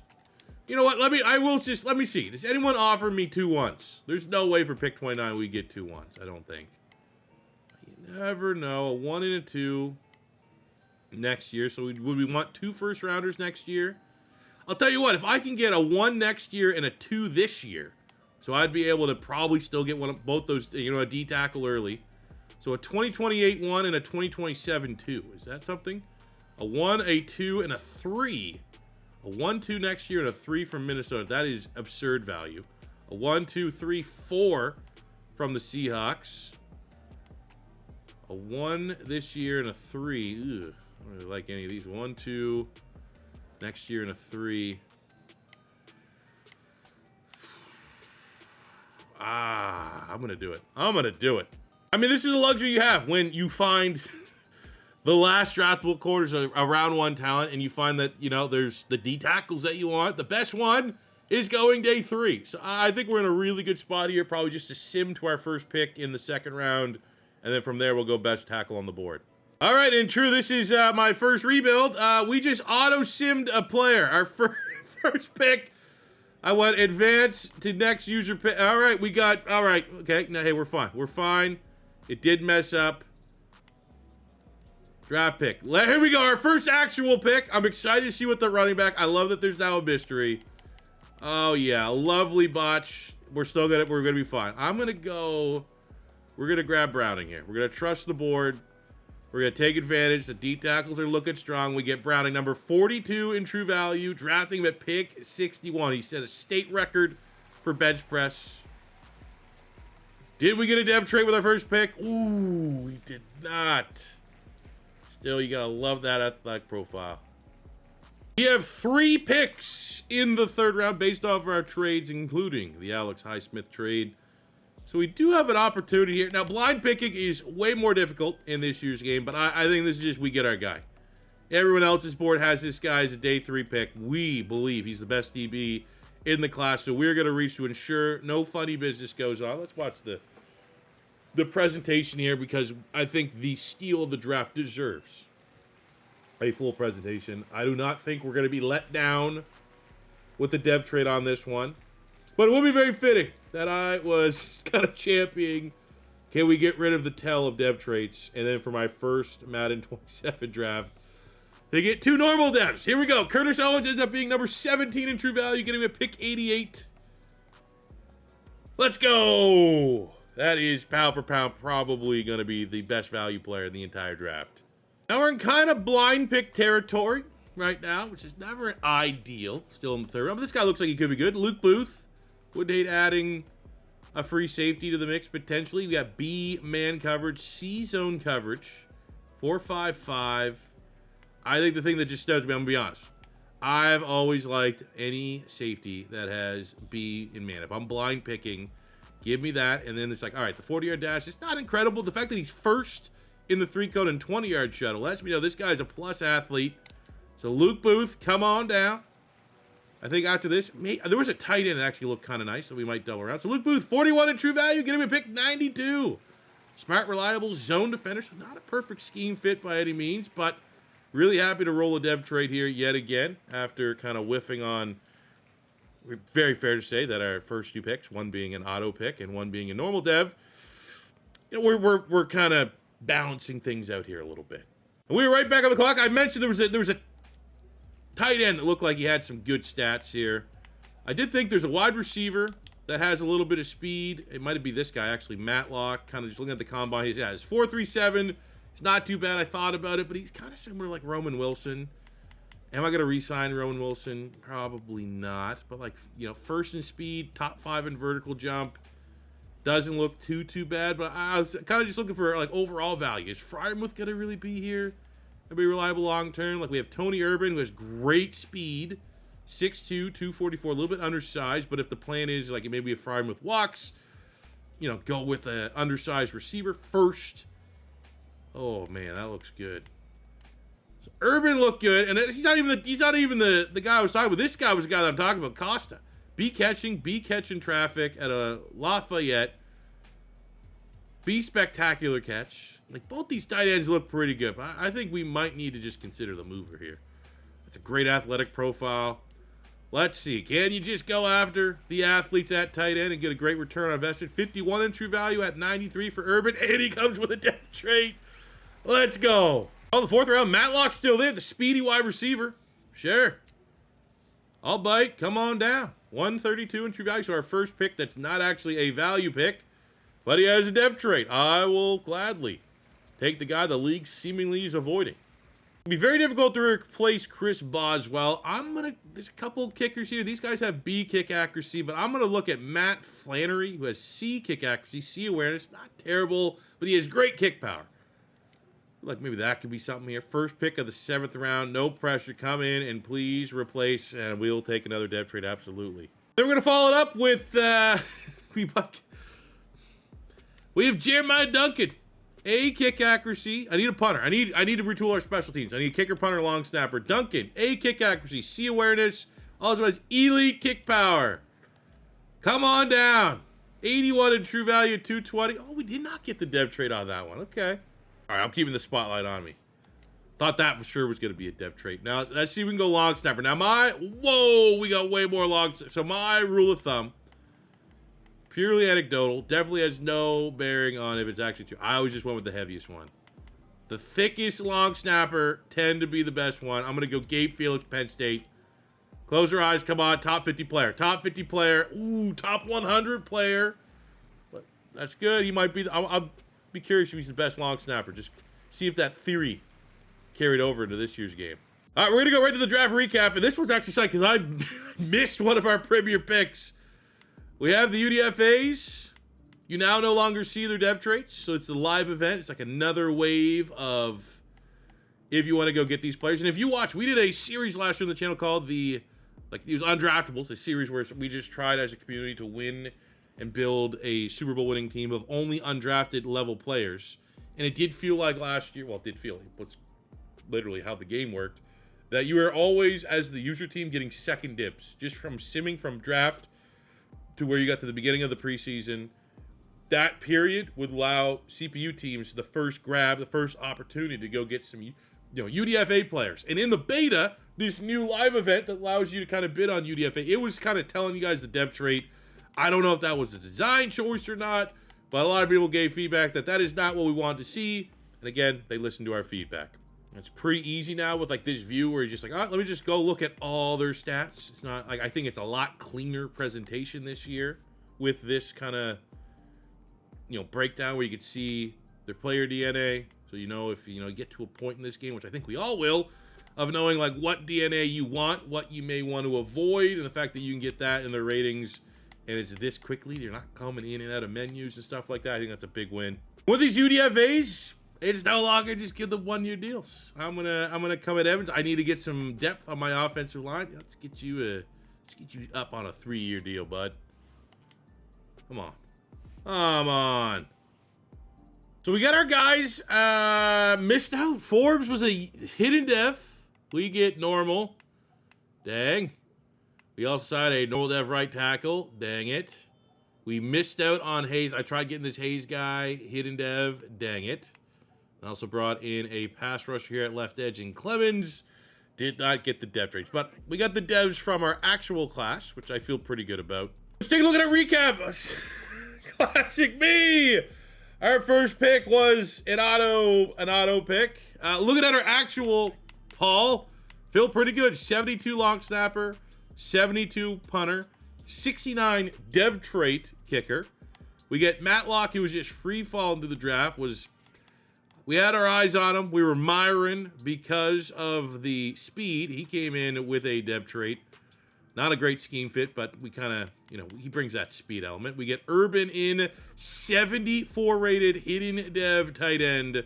Makes things maybe a little worrisome for maybe Frymouth long term in the rebuild. Luke Booth comes in, 74 with a hidden dev hybrid player at free safety. That's a good get. Like we might, Booth, we could go Booth and Johnson beside him free agency. Maybe Elliott's on the outside looking, and he might have to be depth again. Getting Curtis Owens. Remember, this was supposed to be the last projected draftable corner. 76, perfect scheme fit with a hidden dev. I don't think we could sneak him on the field. I think there's just too much depth and too much talent ahead of him right now, but we're going to put him on a real nice development plan. Browning comes in the second round, 74 with a normal dev. So not our best pick, but again, I think the dev traits with some of our later round picks certainly picked up the slack a little bit. You know what? nose, for me looking at it right away, and I saw it from the beta, like nose tackle cheese kind of still exists. Like maybe you'd want to go into your draft settings by default and maybe make, knock D tackles that get generated down one if you are not the biggest fan of the nose tackle cheese. But at least the first time we drafted nose tackle cheese, it's not like a super overpowered, ridiculous future X factor. You know what I'm saying? But here we go. The blind botch pick. I don't think we need a running back like this. I was personally thinking maybe Eli Heidenreich could develop a little bit. But we get a depth trade. Thank you very much, Sim. We get a perfect scheme fit power back. Antoine Kershaw from LSU, 5'11", 223, hidden dev, 89 speed, 93 acceleration, 91 carry. Looks pretty good, but again, apologies on that. Quickly, a round of the league. What do we got? The Dolphins get an 81 Sam Hall at quarterback, hidden dev, 95 throw power. That guy looks pretty good. Where else do we got? We got a running back that's 84 rated, top player in the class, going to the Jags, Jose Tompkins, elusive back from Mississippi State, 6'1", 221, just good at everything. 91 break tackle, 92 speed, 95 acceleration, 92 agility, 87 carry, 91 stiff arm, 91 chew. Oh my goodness. Congratulations on that one. Outside of that, was there any other kind of crazy steals? Nothing too crazy. Silver. I mean, anytime someone that's really good falls out of the first round, I kind of am a little disappointed in myself that if I didn't, I was looking for safeties and Silver wasn't even remotely on my board, and he's 77 rated. That would have been pretty good. But for the most part, I'm really, really happy with our first class. Perfectly timed. Make the trade. So we have 2 first-round picks next year, and then just sim past our first actual pick. Perfect. Couldn't have gone any better. For just the final piece of business of year 1, you go through another free agency frenzy with the UDFAs, and when it's complete, you can then go through by position and actually see where the dev trade players are. So Derek Northcutt at corner. Let's just you tuck that knowledge away. Maybe we go see what the Seahawks practice squad looks like at the end of the preseason. Northcutt's sitting there, could pick up the phone. So we start year 2, and before we even get into training camp, we have Owens, our steal of a pick. He's looking for some guidance here. Speak with Owens, and maybe we can put him in line with a veteran. Okay, well, I'm thinking for you, sir. Oh, look at this. I would like you to honestly work on your coverage technique. Awareness could also certainly help. There's base awareness. You don't see it at the top here. But I kind of think coverage techniques is what we're looking for. Alrighty. Let's see how and what kind of result that yields. The good news for us is Drew Allar out of training camp gets 2 upgrade points, which we are now. Ooh, look at that. 1 upgrade gives us a nice +2 awareness. Deep, throw under pressure, 75. But it did lose our scheme fit. I always like to try to chase after scheme fit. And there we go. Nice +1 deep. Short. We still might be able, this is just right at the beginning of training camp, we might be able to get him to go up to a 76 ahead of week 1, which would be huge. Now, I haven't talked a lot about the stat points and the weekly trading and stuff like that. I don't want to talk about the negative, but I'll get to it in just 1 sec. So I like after school tutor, and I think now that we have enough budget, that's going to be important for us. Definitely think in terms of just overall our rookie growth, we had some great growth from our starters. But I thought some of our line, I thought Dunker and I thought Iheanachor in particular. I mean, we just didn't have enough slots, so we're going to add 3 additional focus training slots to our weekly training this year. Ooh, something negative in sponsored content. The only kind of thing going into launch that I wish was changed is the weekly loadouts resetting week to week. As it works right now, you would go in and be like, all right, say these are my 6 best abilities. And the fact that abilities are something you can grind on. I tried to grind. Fool me never to get level 4. I want it there, locked in for the whole year. This is what I want. I decided this is my best ability, proves my team's weakness. Let me lock it in. And then you sim to the next week, and the computer will literally, could potentially put just bronze abilities in these slots. And it's why is this happening? I thought it was a bug. I think I speak for the community. I had a lot of people reach out to me saying, C4, literally, what is going on with the weekly loadout bug? We haven't got any comms on this bug, if it's going to be squashed or not. Not a bug. It is a design choice. The computer will populate your staff abilities every single week based off of the opponent that you had. So there's at least some logic behind it.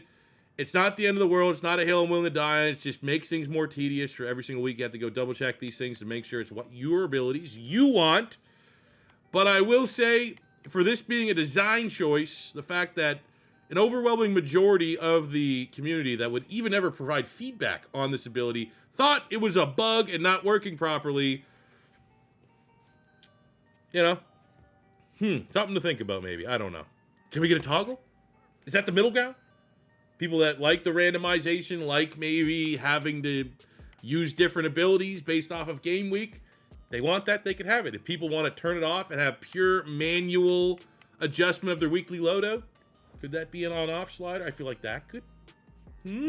Maybe, kind of, sort of, yeah. I think we have way too much depth in our running back room right now, so I'm going to send Caleb Johnson, 76 star-dev player, to the Bucks, who running back was their top need, I guess, to get a 1-2 punch with Bucky Irvin. So we're going to send Caleb Johnson and a 4th-round pick this year. We're loaded. We have 2 1s, 2 and a 3 this year, and we're going to be able to flip that for a 3rd-round pick to improve the round in 2029. Also looking at moving Rico Dowdle. I think, you know, Dowdle, Warren has a little bit more connection to the Steelers, and with us drafting the awesome skip pick of the running back, we need to kind of clear out our running back room a little bit. And I was like, all right, the number one need for the Texans is running back. And look at this. No trade clause on Will Anderson Jr. First time seeing that, the old trade block. That's cool. I mean, it makes sense, but like seeing that, like, you know, when we did rebuilds last year, we would do a thing in year 5. Maybe if we had a couple bad rolls of free agency, or we had a rebuild where we had a lot of leftover salary cap going in the final year, let's spend the money. We would try to make a blockbuster trade for, look at like maybe the bottom 5 records and try to find a stud. Now in this year's game, I mean, the CPU dictates a lot of no trade clauses for some of the top players. Those type of situations could be increasingly difficult. Running backs, I want to try to get somewhat realistic value. I think 84 superstar Dowdle got 1,000 yards last year. I think 2 4s seems like a pretty fair trade on both sides, considering, you know, Dowdle is essentially blocking the path. We have to play that rookie running back right now. We got to try to reach a ceiling. What the depth trade, something better than a star. We got to give that guy a lot of opportunities. Dowdle's kind of just blocking his path forward. Dowdle at 29 is at his ceiling. He's a win now player. I think it makes sense for both teams. Wish I could have traded him out of the conference though. I'm a big fan of this new system, I'm gonna be honest, because like I'm thinking back to Madden 26. It's like, all right, guys, Drew Allar time. What's he gonna look like? He's like, oh, actually, let me go look at the weekly hub. Oh, Jalen Warren wants a new contract, and I'm gonna tell one of our better players I'm not re-signing him. Awesome. Oh, we also have TJ Watt. We gotta do this. We'll go 2-year. I'm gonna go with that suggested deal. We'll see where that puts us. 52%. I think we can add another year. Hold his salary. That should bring him up to probably 60, 67, 67. Add year. I don't want to add another year. Ooh. 3 years, 51 million. I mean, that still seems kind of low. So I think we can come up a little bit, bring that up to 90. I don't want to say, I mean, we're not going to trade him at this point. I think that's, but I don't want to cut his salary. Because you can look at the deal breaker. He wants more bonus. Value in playoff contender is high. I mean, with bonus being high, I guess let's raise his bonus 1. That should take us to 100%. Let's go. He's going to retire a Steeler. The Pittsburgh Steelers team going into year number 2. Here is a look. We're feeling pretty good. The O-line is solid. The tight end room. We have Urban, who's looking to work his way up the depth chart. I think we go Freiermuth this year. Might be a dicey offseason for Freiermuth. You know what I'm saying? I think that's an expensive player that we might want to trust. You know, Urban is a better athlete, and Washington complements him as the blocker. That could be the path forward. I think at wide receiver, I want Bernard to be our wide receiver too. I want to work him up the depth chart there just a little bit. Question would become the running back room. You know, last year we did have 2 productive running backs. I think that's probably going to be the best course of action. We have Kershaw getting the extra reps during weekly training, which should be fine.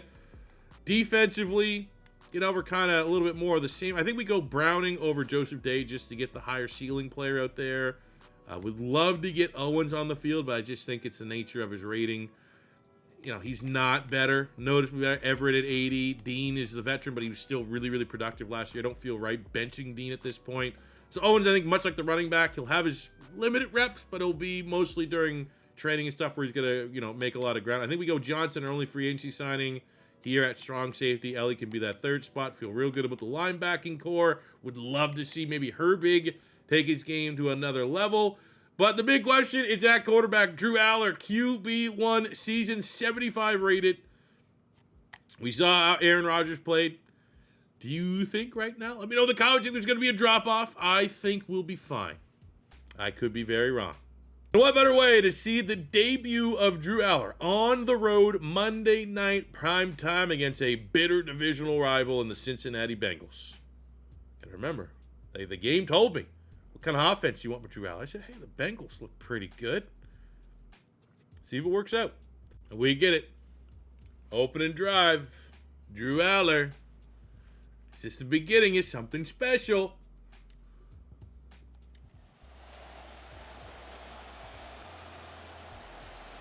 Let's go. First pass. Drew Allar's NFL career. What better way than going to Riley Nowakowski, the fullback? Oh, we get pummeled. Oh, there you go. Wait, it wakes him up. That's better than a smelling salt.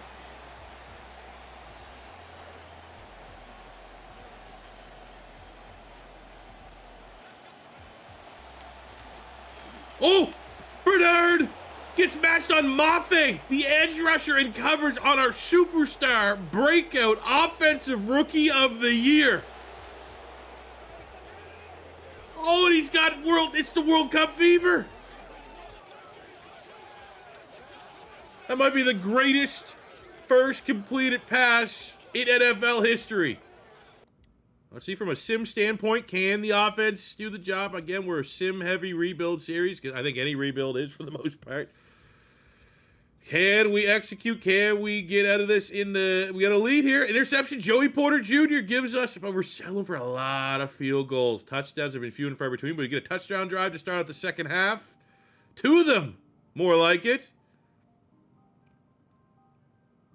You know what, 229, let's see if we can, and Antonio Johnson, our free agency signing, getting a formidable recovery. A little bit of a push off, but that's fine. Move at the change. Bernard Drew Allar closing in. He did have a pick. Wasn't me. He's closing in on 300 yards on the day.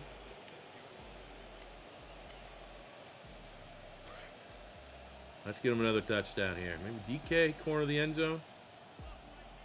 We jump ball this. Better timing on that. He won.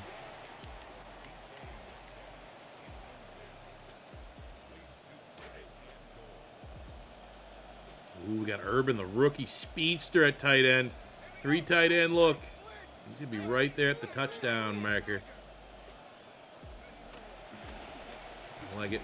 Can we get to Darnell Washington? 6'7", 300 pounds. He can do it all.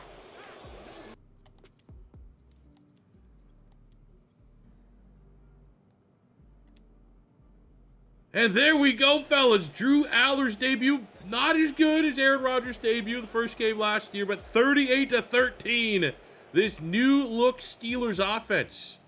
3 touchdowns, 300 yards. Took a lot of inspiration, I suppose would be the way to say it. Look at that. 3 picks forced on Joe Burrow. Drew Allar, about as good as you can expect. The greatest first passing touchdown maybe in history. Kershaw, the rookie running back, was also able to find the end zone. Pittman, 88 yards and a tud. Very nice defensively. 12 tackles. Peyton Wilson. We got a sack from Patrick Queen. Couple of half sacks in there. And 2 picks. Joey Porter, who's really, really getting in. He's knocking on that door to be considered a top 5 corner in the NFL. And Everett also getting on the board. Some development for Luke Booth. Haven't hyped him up a whole lot, but he is a rookie starter for us at free safety. No pressure at all. You take it over for Jalen Ramsey. Now, this is our first rebuild here in Madden 27. There's a lot more information on the week-to-week. There's a lot more to do on the week-to-week, and I'm still trying to figure out from a rebuild presentation standpoint what's going to be the best for my uploads. The big one here is contracts, because usually my rebuilds last year would be like, all right, the mid-season update. We're going to do all our contracts in this one segment of the video. Well, in Madden 27, it's starting every single week. You have contract scenarios that pop up, players that want to talk about extensions. And I feel like if I include every single extension that I want, including, like, let's go through the RPG discussion, sitting down, trying to work through the deal, it's going to add, like, an extra 40 minutes to the videos. And I don't think that's 40 minutes that a lot of people would want to. I think it'd get old pretty quick. So I think what I'm going to do, and I want your guys' feedback on it, I think I'll be like, all right, guys, week 2, we have actually 3 contracts of players we want to retain here in Frazier, Peyton Wilson, and McCormick. And we're going to go get them. And then, if, say, contract negotiations go south, then that becomes an interesting talking point, and I'll put that in the video. But I think I'll just acknowledge that I'm going to go give these guys a contract extension, and I think that that's probably going to be enough, but definitely want to hear what you guys' feedback is on that one. All right, well, speaking of, I gave Zach Frazier 4-year. Oh, man. Okay.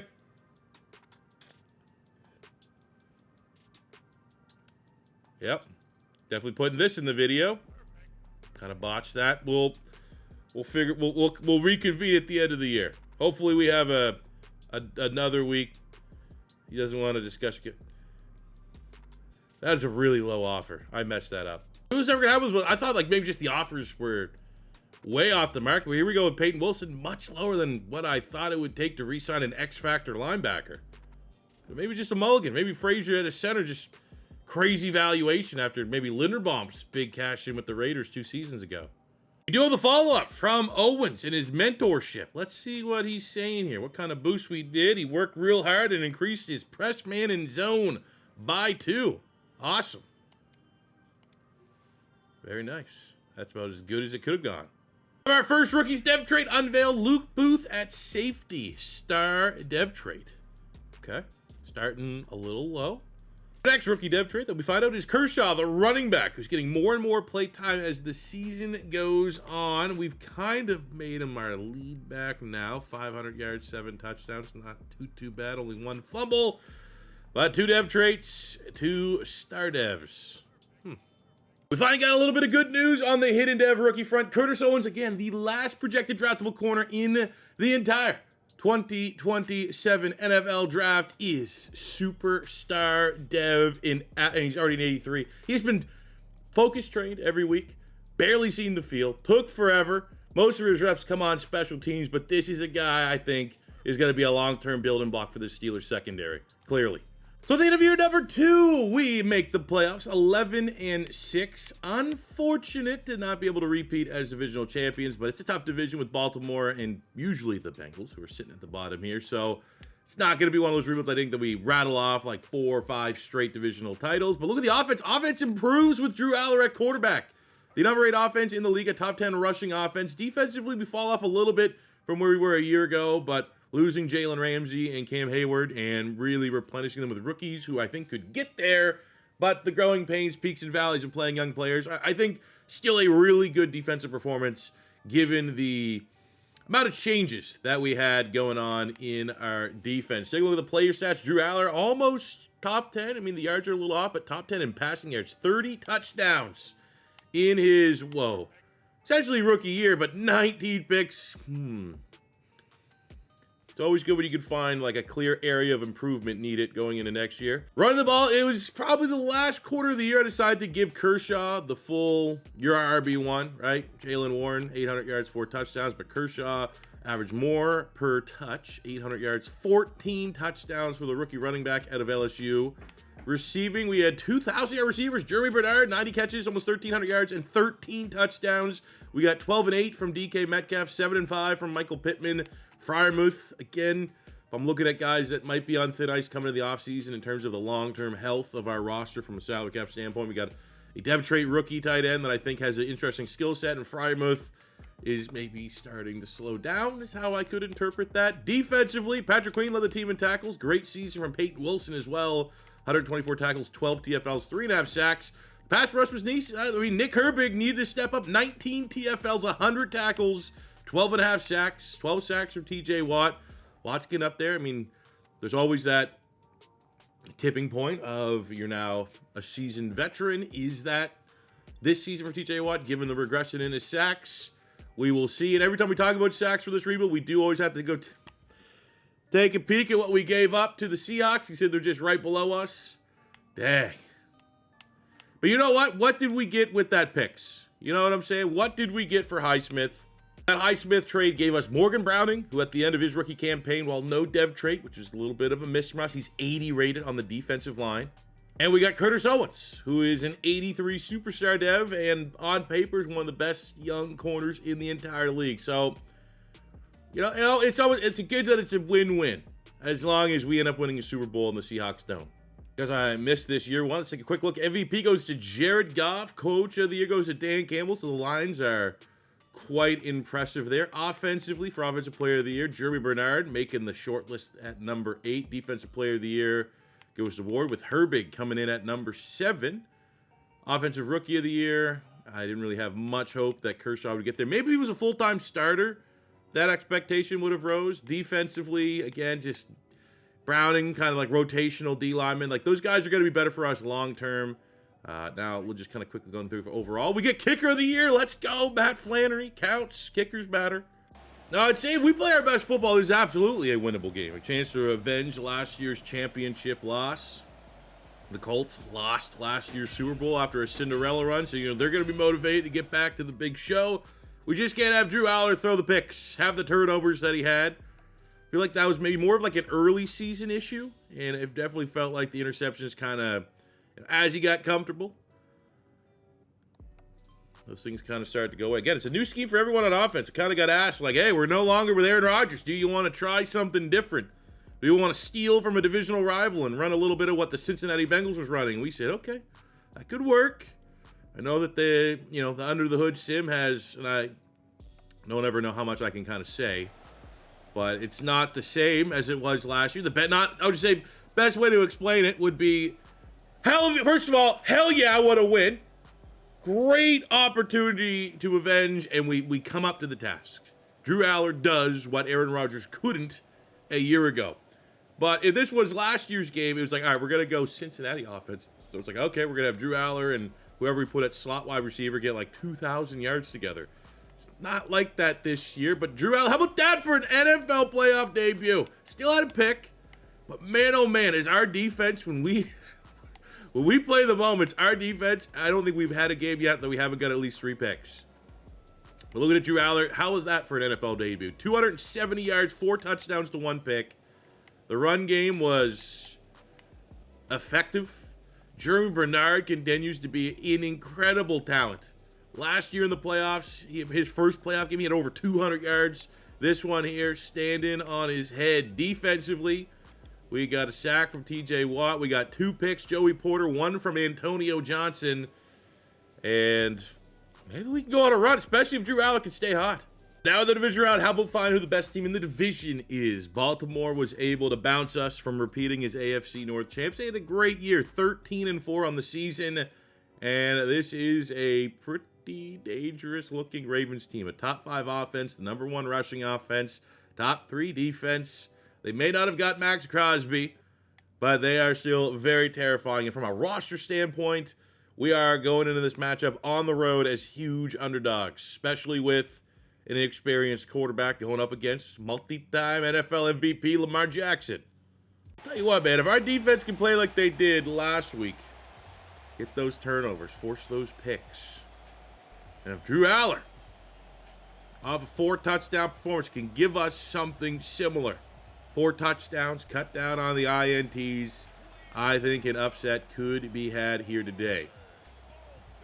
But I would say this is probably a game that if both teams play their best game, we may fall a little bit short, but it is absolutely us playing our best game in the first quarter, up 14-0. Baltimore can't sniff the end zone. Interception by Antonio Johnson, and the Pittsburgh Steelers are up 28-0. Baltimore would have to have an insane second half, but we're not giving up. Baltimore scores, and we go right in and respond. Let's hop in. I want to be a part of this, regardless of how much longer our playoff journey goes for the Drew Allar era and the confidence for Drew Allar. This is going to be such a gigantic victory. Let's see if we can get a little touchdown here ourselves. And I'll be honest, this is one of those matchups where the context of we have 2 first-round picks coming up in the next draft too. So we are Oh, make that ground. Let's go, Germie Bernard. I believe that is touchdown 5 for Drew Allar. An all-time victory for this bitter all-world NFL rivalry between the Steelers and the Ravens. But my point that I was trying to make is, like, we are 2 playoff wins. We are back in our 2nd straight AFC championship game. And we just came off an offseason where we kind of like, all right, this may be a 2-step back to get 5 steps forward type year. We lose Jalen Ramsey. We have Heyward retire. We lose Aaron Rodgers. So let's get a lot of draft assets so we can have like really big draft classes to kind of get those core guys so that eventually we will have one of the best teams in the league. We're that, and we have those picks right now. So it is absolutely, I don't know if ahead of schedule would be the word, but there ain't much better teams than the Pittsburgh Steelers now, apparently, with how we're beating these teams, and also in terms of our assets and longevity, because we're going to be able to add and really improve this team. 2 touchdowns, 100 yards for Bernard. Pittman had a good showing, a hat trick, 3 catches, 3 touchdowns for DK Metcalf. Defensively, it's just we keep getting turnovers. It's this harmony, this offense-defense complementary football can take us a very long way in the playoffs here. I think we absolutely could shock the world and win the Super Bowl. Standing between us and a Super Bowl is the 13-4 New England Patriots. From a roster standpoint, slight advantage to the Pittsburgh Steelers, but the Patriots have the #1 scoring offense in the league and the #6 defense, featuring the top 5 passing defense with Chris Gonzalez. 9 interceptions for Gonzalez. And A.J. Brown, well, I won't share my real thoughts here. This is sponsored content, but A.J. Brown is thriving in New England. I'm a fan of Drake May, so I'm happy Drake May has a legitimate wide receiver 1. And we're going to have to do a great job. We need Joey Porter Jr. to get ready. And I feel like Christian Gonzalez is going to have a really, really good game, potentially in store to shut down, we'll say, DK Metcalf. Right? And we need our guy. We need our Joey Porter Jr. to shut down their A.J. Brown. Let's see star versus star. But I think the difference between us and New England in this matchup, yes, they have the advantage in terms of established quarterback, but like assuming that those 2 matchups cancel each other out. The Patriots don't have a Germie Bernard. The Patriots don't have a Michael Pittman. They don't have that 2nd and 3rd option, or at least the same level that we do. And I think that could be the difference in this matchup. If you're a Steeler fan, this is the dream scenario. You could not have imagined more immediate return on investment of the Mike McCarthy era than what we are getting right here. We got the old guys, the old farts here at the New England Patriots game shooting their fake guns, but they have an absolute gunslinger at quarterback. Drake May, special talent. We need our defense to make this a terrible match. We got to look at what Seattle did against the Patriots in the Super Bowl and be like, that's how our defense has to show up. Opening drive, field goal for us. Patriots score a touchdown. This cannot become a game where, we feel comfortable taking field goals. Field goals is not going to get us to a Super Bowl, especially in a very tough road game environment. We go in the second half with a 7-point lead. Our defense is doing a relatively good job. 17-17. This could come down to what team has the ball last. 24-24. Nice drive. We settle for a field goal. We get the Patriots to settle for a field goal. Oh, we're going to overtime. I think this is opening drive of overtime. I would not feel guilty if I hop in and score a touchdown because it still puts the ball. The Patriots have an opportunity to equalize. I will say that if I'm going to hop in here, but if I do score a touchdown, I will have 0 influence in the Super Bowl. I'll be strictly sim. Oh boy, it is a snow game here in Foxborough. This is playoff football. Let's go to Frymouth. Could be his final year as a Steeler, depending on how contract negotiations go. Drew Allar, a humble performance so far. Look at, what is that alignment? Look at DK. Fellas, this, am I seeing this right? Are you guys seeing this? Oh, and he catches it. Doesn't get much yak. I feel like, I'm taking the catch. We need the catch. I feel like that should have been a yak and how's it call? Knocking on the door. X. He's a little bit of mobility with DK Metcalf. Was huge on this drive. Got that big time conversion. Caps it off with a touchdown. Can the defense do a job? Are the Pittsburgh Steelers in U2, first year of the Drew Allar era, going to the Super Bowl, or I mean, it's on our defense. Or the Pittsburgh Steelers defense going to allow, I mean, they could go for 2. This could be it. Oh my, I can't do it. Second over, I gotta wash my hands. If we're not ready, we're not ready. That was my opportunity. That was my lifeline for the team. Oh, we're double overtime. Get points, please. No, we have kicker of the year. How are we not kicking that?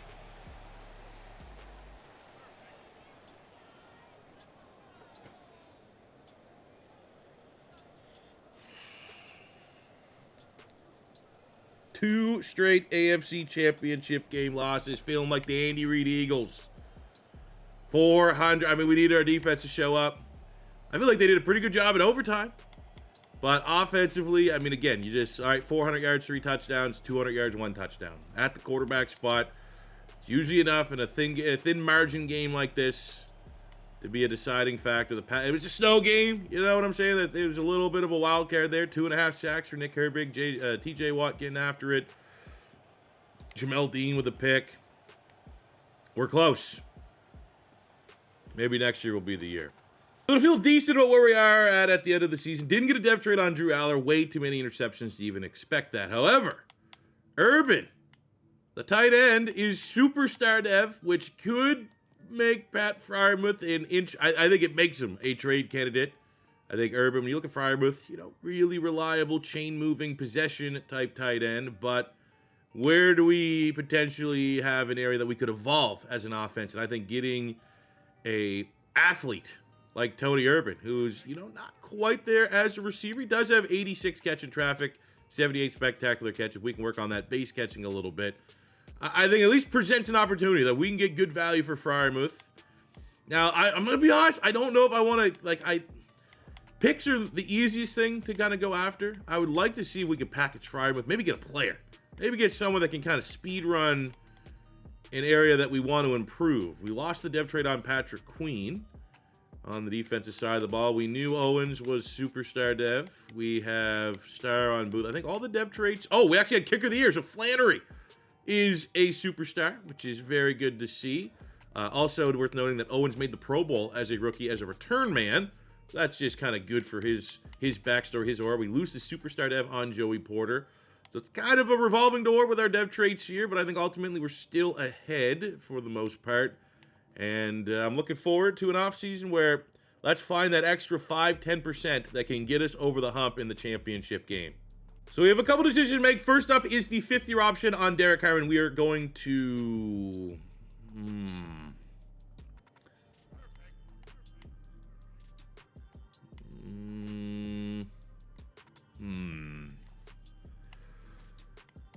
I think we'll pick up that option. We can work out the contract. And then Frazier. So the one contract that kind of botched, I think we need $22 million for a center. He is kind of nuts.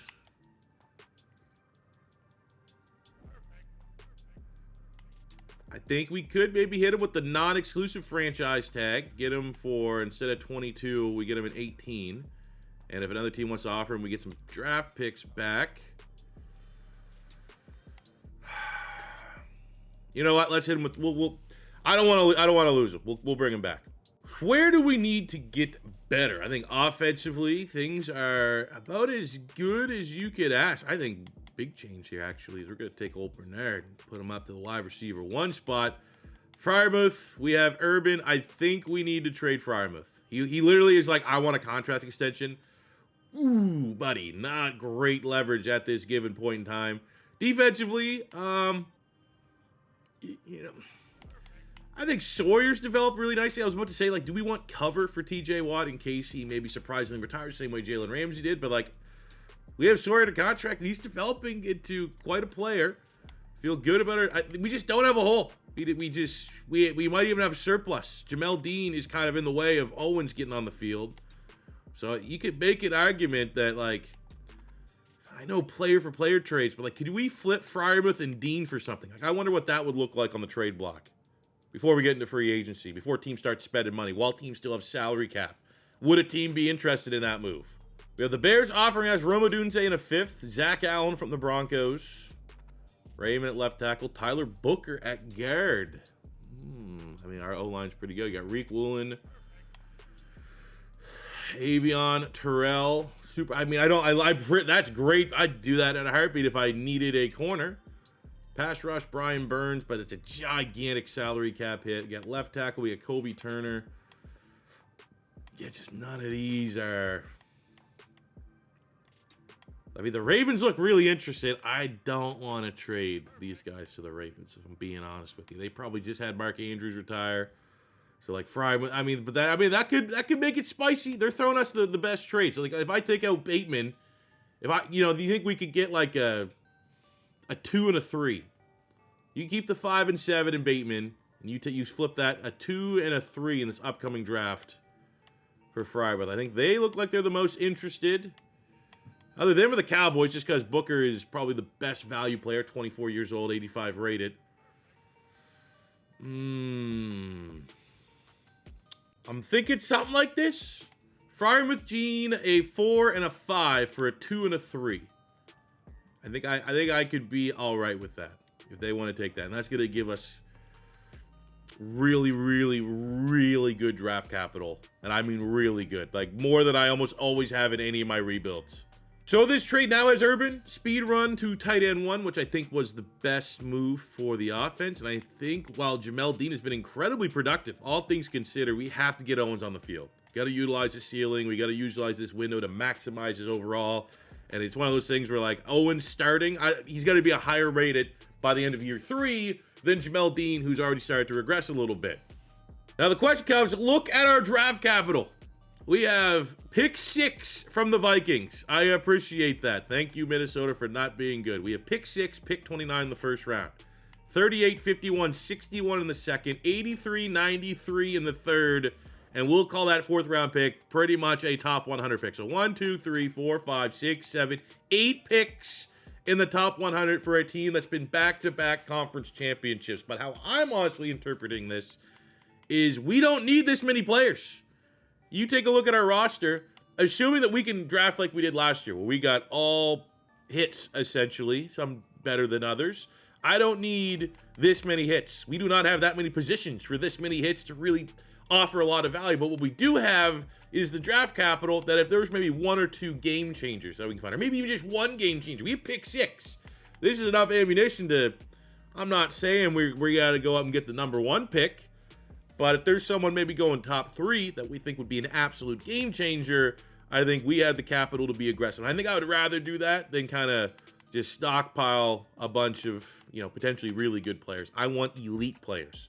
Look at some of the players that are available in free agency.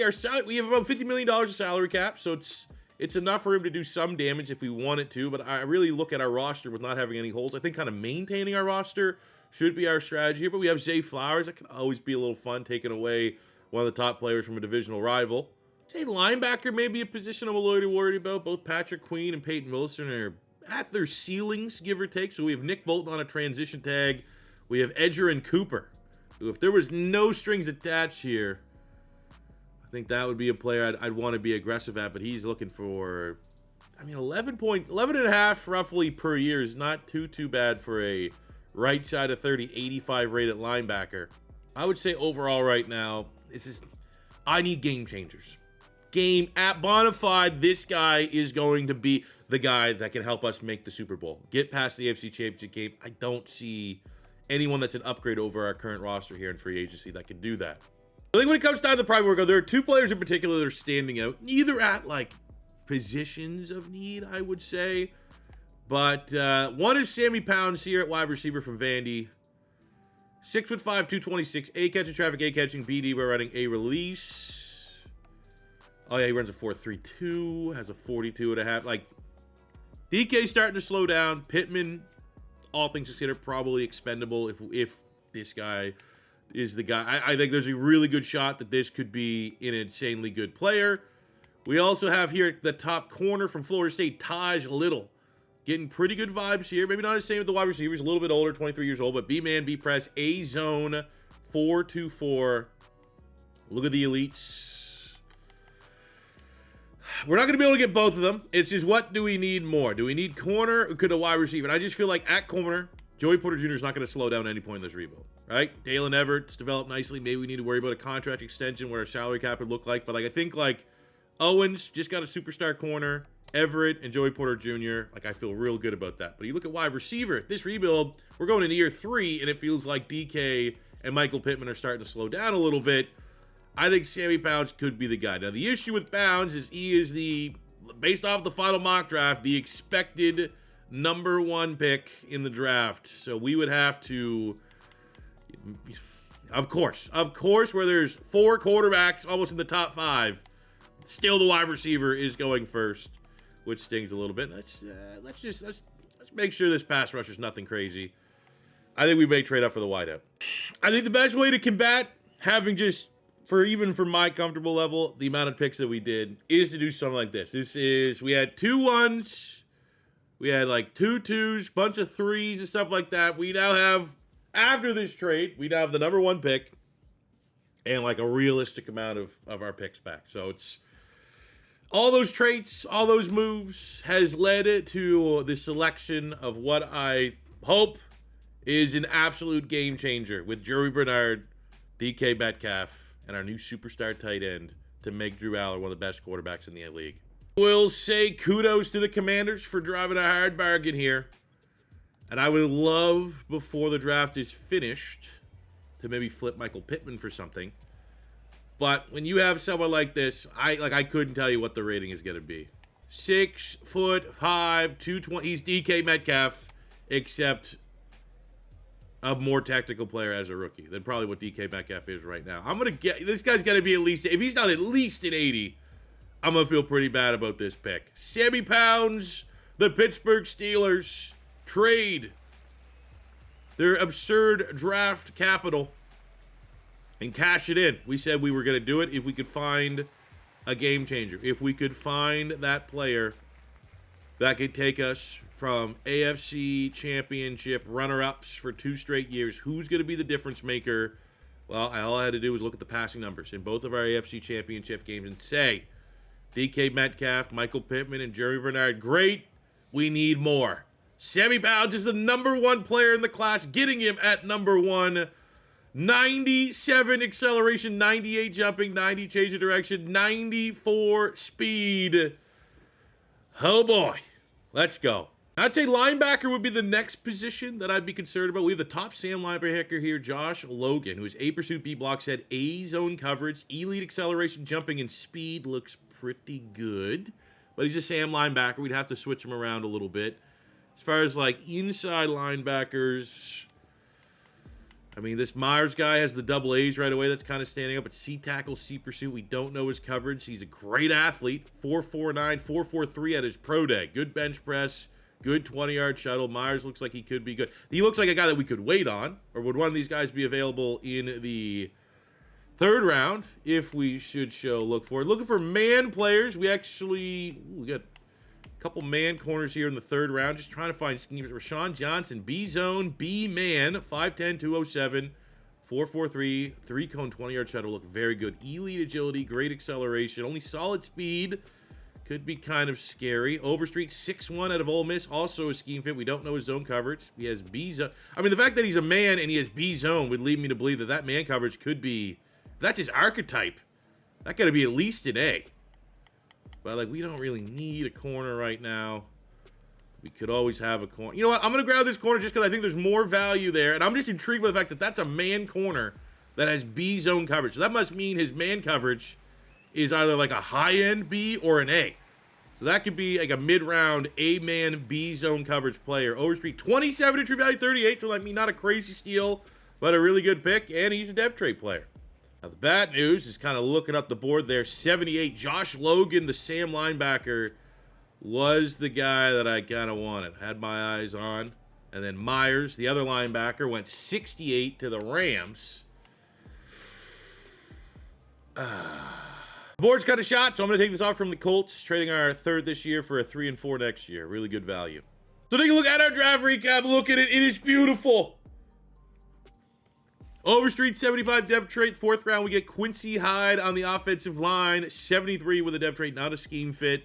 Thought there might be a better shot because we have pass protector, which is a little niche for archetypes. But, you know, you always just take and add as much depth as you possibly can. That's kind of what I did just because we had no depth on the offensive line kind of around the draft. But we needed Pounds to be great. And you can't throw away, you don't want to start throwing away generational on our first rebuild. He has to prove to be generational. That needs to be read. If it's anything other than X Factor, he's not generational. I'd like to think it's going to be X Factor. 84 physical.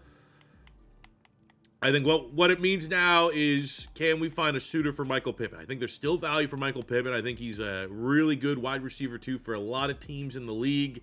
I just don't know how many teams are going to be able to afford him, but he's kind of surplus for us right now. We can't be talking about Pittman. What are we doing talking about Michael Pittman? Look at Sammy Pounds, ladies and gentlemen. We got overly competitive, particular, resilient, unpredictable, and contract-minded. So we got, this is a franchise wide receiver with franchise wide receiver DNA. Needs to win negotiations at all costs. Cares about money. Unpredictable. Particular. Wants attention, status, and specials. We have our diva wide receiver. But if he plays as good as he looks, blank check if we get to that point where we have to pay him. Now, I'm not in the business of looking for exploits, but I'm in the business of looking for interesting things. We're here for the UDFAs. And I think, why do certain players have bits? It'd be interesting to see if, just showing the hand, if Mobley, because I need a running back. I need to add a running back. So Mobley and Beckwith. I'm not going to go after them just for research purposes, because I wouldn't mind a receiving back. And, you take a look up here, shorts. I'll go with the fastest guy here. This guy, Buchanan, has no other bid, so it'd be easier to get him. But it'd be interesting to see if Mobley and Beckwith have dev traits that maybe the CPU can kind of tip their hand at what players you may want to go target during this phase. And just noticing, Mobley has a dev trait. Beckwith has a dev trait. Maybe something to keep an eye on if you're trying to find some gems in the UDFA window. Go, if there's noise and there's a crowd surrounding a player, might be able to help you. I'm not to myth bust what I just said, but no one was really interested on Frost, and he also had a hidden dev. So it's probably not 100% hit rate. But I would say when you're just looking at all these names, what direction should you go? Maybe if a crowd starts forming around a player, it could mean a better shot at rolling a dev trait. I will say there was 5 hidden dev rookie running backs, and we got none of them. Now, to start the year, we have Bonds. Wants to learn from a veteran. So I appreciate that, and I think looking on what he's good at, I'm thinking route running. I'm thinking for look at his medium route running, 79, short running, 82, deep route running, 74. Let's have you get in the lab with DK Metcalf, and, couldn't have a better mentorship. As long as DK's on board, this is like mini DK Metcalf. Now, I want to flip Michael Pittman, but then the question now doesn't become, who would want Michael Pittman? Who can afford him? So the Raiders' top team need is wide receiver. They're very interested in Michael Pittman. I looked at the roster. The only position I want to get younger at a little bit is at linebacker. Nakobe Dean's 2 years younger than Patrick Queen, so Nakobe Dean won't regress for the rest of the rebuild. Patrick Queen's getting ready to regress. So it's hey, do you want to maybe send me, I'll give you a cheaper cap hit on your linebacker, and I'll give you a player that's technically a point higher, but he's older. You kick me back a 3rd-round pick because I'm giving up 2 very quality starters that are going to make the Raiders a lot better next year. But it gets us that linebacker fit that I'm kind of chasing. That might be the only thing that I'm kind of missing right now. We'll see if they'll take this deal. They do. Let's go. After that trade, we have $91 million of cap space. We're in a really good spot. And that trade now has Pounds firmly as a starting wide receiver, which is a goal of the offense. It now has Nakobe Dean and gives us a superstar linebacker with 2 years of upside, 2 years of continuing to get better alongside Peyton Wilson. So I think we are, plus we get an additional pick, which is a 3rd-round pick. We can do damage with the 3rd-round pick. I think that was the right trade. I will say I apologize a little bit in advance. It feels like this is a little bit more trades than I usually tend to do in a rebuild, but I'm just trying to win right now. I'm doing everything I can to maximize our roster, and I think we've done a pretty good job with that being the scope.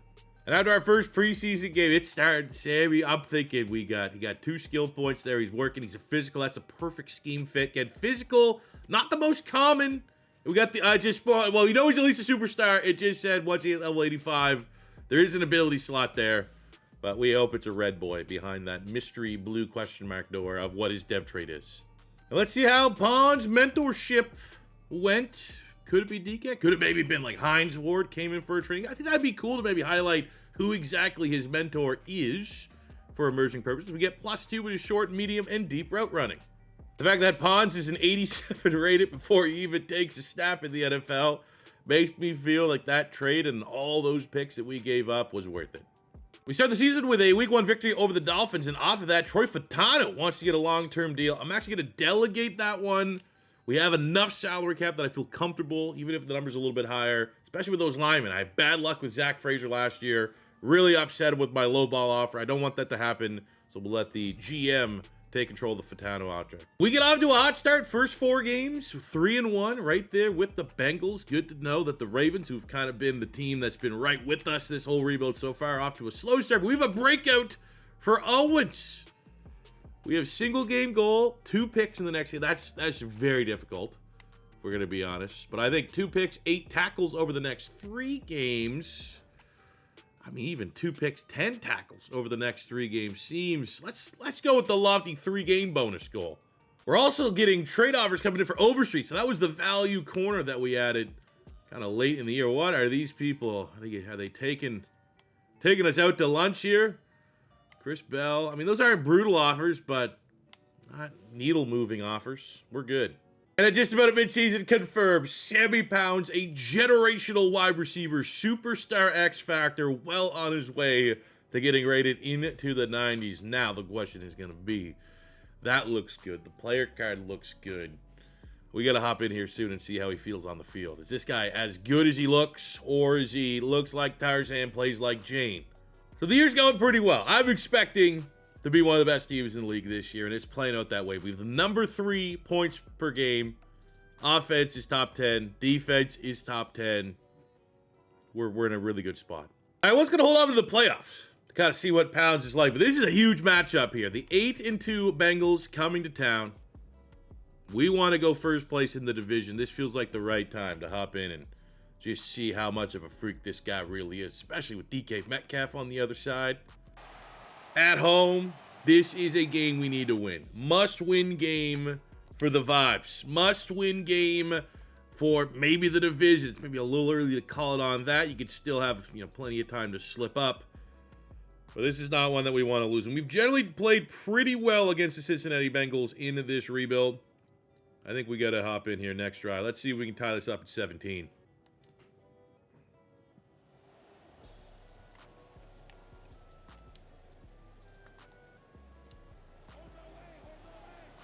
We got Pounds in the slot, Bernard, Metcalf. Is there a better wide receiver trio in the league? I'm trying to force it to Pounds. Let him, oh my God, he's gone. He's number 25. What number is that for what woke number is that for a wide receiver? But when you are this good, you can do whatever the hell you want.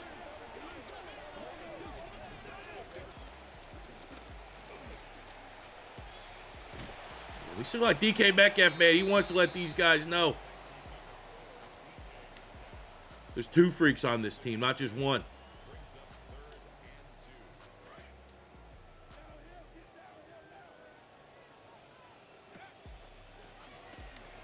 Ooh, I didn't like that play. Did not like that play. Oh, it's bad. We got to punt it. No, we can't. We got to go for it. We can't punt it.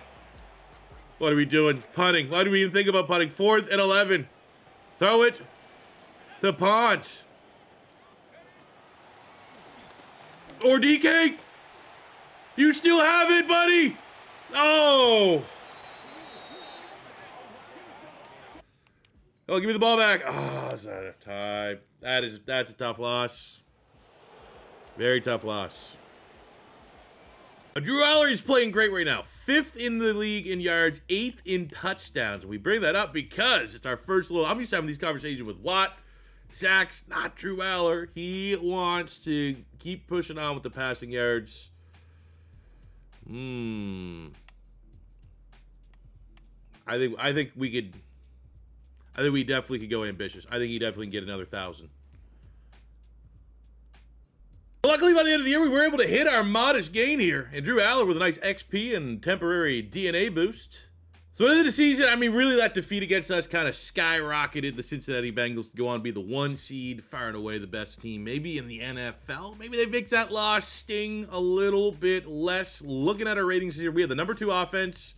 Defense, a little off the mark of where it's been, which is certainly disappointing. We like to pride ourselves on playing great defense. But Drew Allar was 7th in passing yards, 4th in touchdowns. He's cut down on the picks. He's been normal depth. We've yet to get a depth rate increase for our quarterback. I think he's going to be poised to run at the end of the season. Running the ball, 1,200 yards, 12 touchdowns for Kershaw. Heidenreich getting involved in the offense. He's a very fun player. Receiving, we had 3,000-yard receivers. DK goes for 1,100 yards, 9 touchdowns. 1,100 yards, 7 touchdowns for Bernard. 1,100 yards, 11 touchdowns for Sammy Pounds, who must be in the discussion for Offensive Rookie of the Year, which would be even more XP to get this guy as overpowered as he possibly can. Yeah, even Urban at tight end had a really nice season, given how much, targets he had to share with the wideouts. Defensively, Peyton Wilson with a great year. Tackle machine, 154 tackles, 9 TFLs, 4 sacks. Really elevated his game after trading away Patrick Queen. Look at the sacks. TJ Watt with a late career resurgence, 17 TFLs on 92 tackles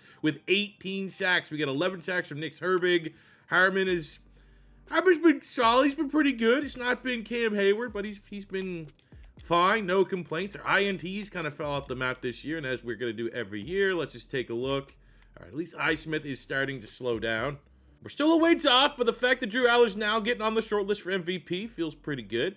It's about time we start winning some awards. TJ Watt, first defensive player of the year of the rebuild. He's had a couple big years, but finally we're getting an award. I literally keep track. I write down on my little binder here all the kind of comings and goings that happen in our rebuilds. This is our first award winner outside of Germie Bernard getting Offensive Rookie of the Year in year 1. They're going to be rolling. Actually, we won Kicker of the Year, too. But kickers matter. But Sammy Pounds, Offensive Rookie of the Year, wasn't even going to be close. And my apologies not showing Kershaw the respect last year for setting the Steelers' single-season rookie rushing touchdown record with 14.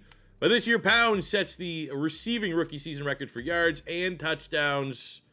Very nice. Things are not getting easier. First round in the wild card. We roll probably about as tough a roll you can get outside of maybe Kansas City on the road against the Buffalo Bills. Bills offensively not passing as much, but number 3 rushing offense, a top 10 defense overall.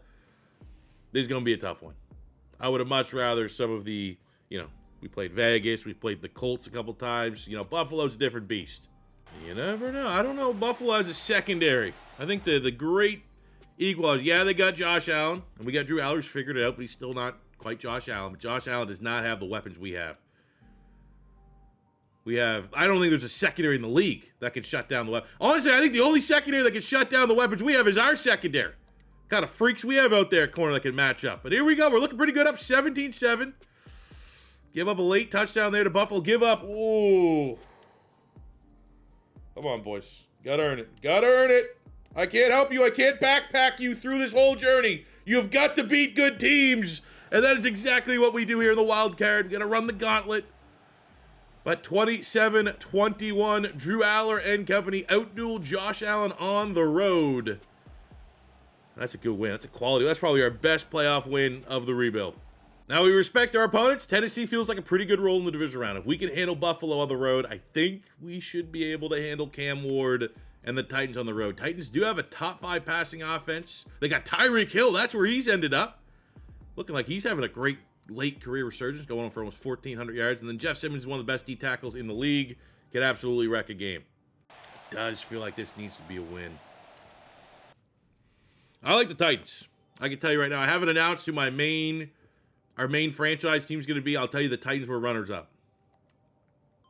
Look at this. There we go. Okay, high-scoring game. Not a lot of defense being played as of right now. But we're up 10.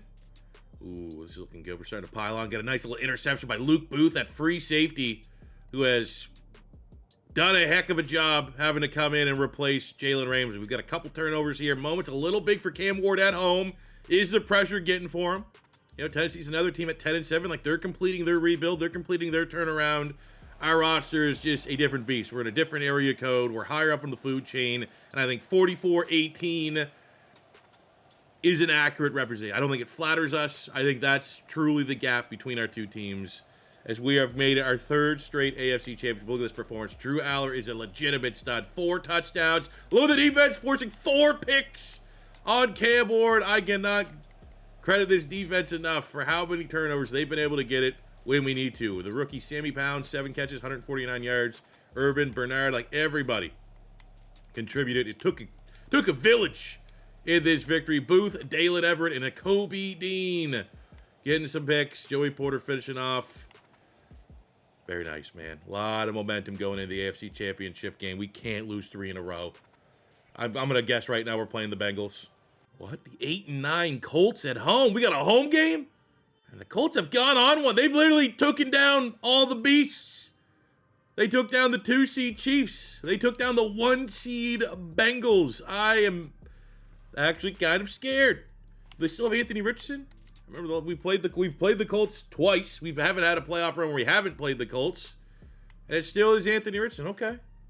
So back at home with a chance to make a Super Bowl, but it feels like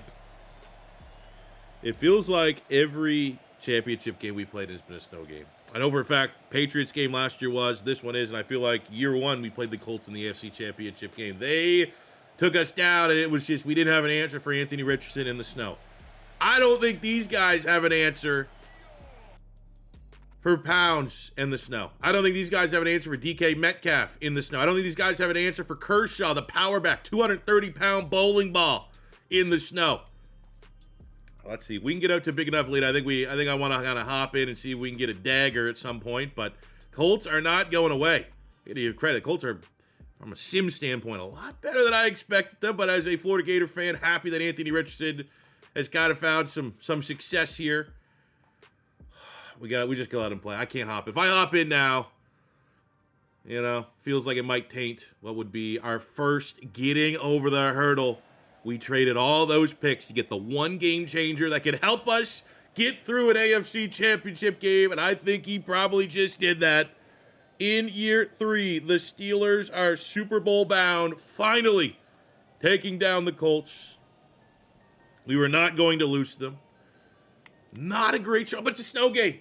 I really feel like a snow game is not the time to be super analytical. Look, we threw 2 picks, was not great. Anthony Richardson threw 4 picks, not great. We just made less mistakes, and that's kind of how snow games tend to go. And I love snow games, man. The Eagles versus Rams snow game was probably one of my favorite games of all time. With that 89 yards and a touchdown for DK Metcalf. Pounds came in 76 yards. What do you do against 6'5", 226, 95 speed, 6'4", 230, 94 speed? We have just a terrifying, terrifying offense, and the defense has always been Johnny on the spot when it comes to turnovers. 2 picks for Daylen, Everette, Johnson, and Owens getting on the board as well. We had a forced fumble. Forced fumble from...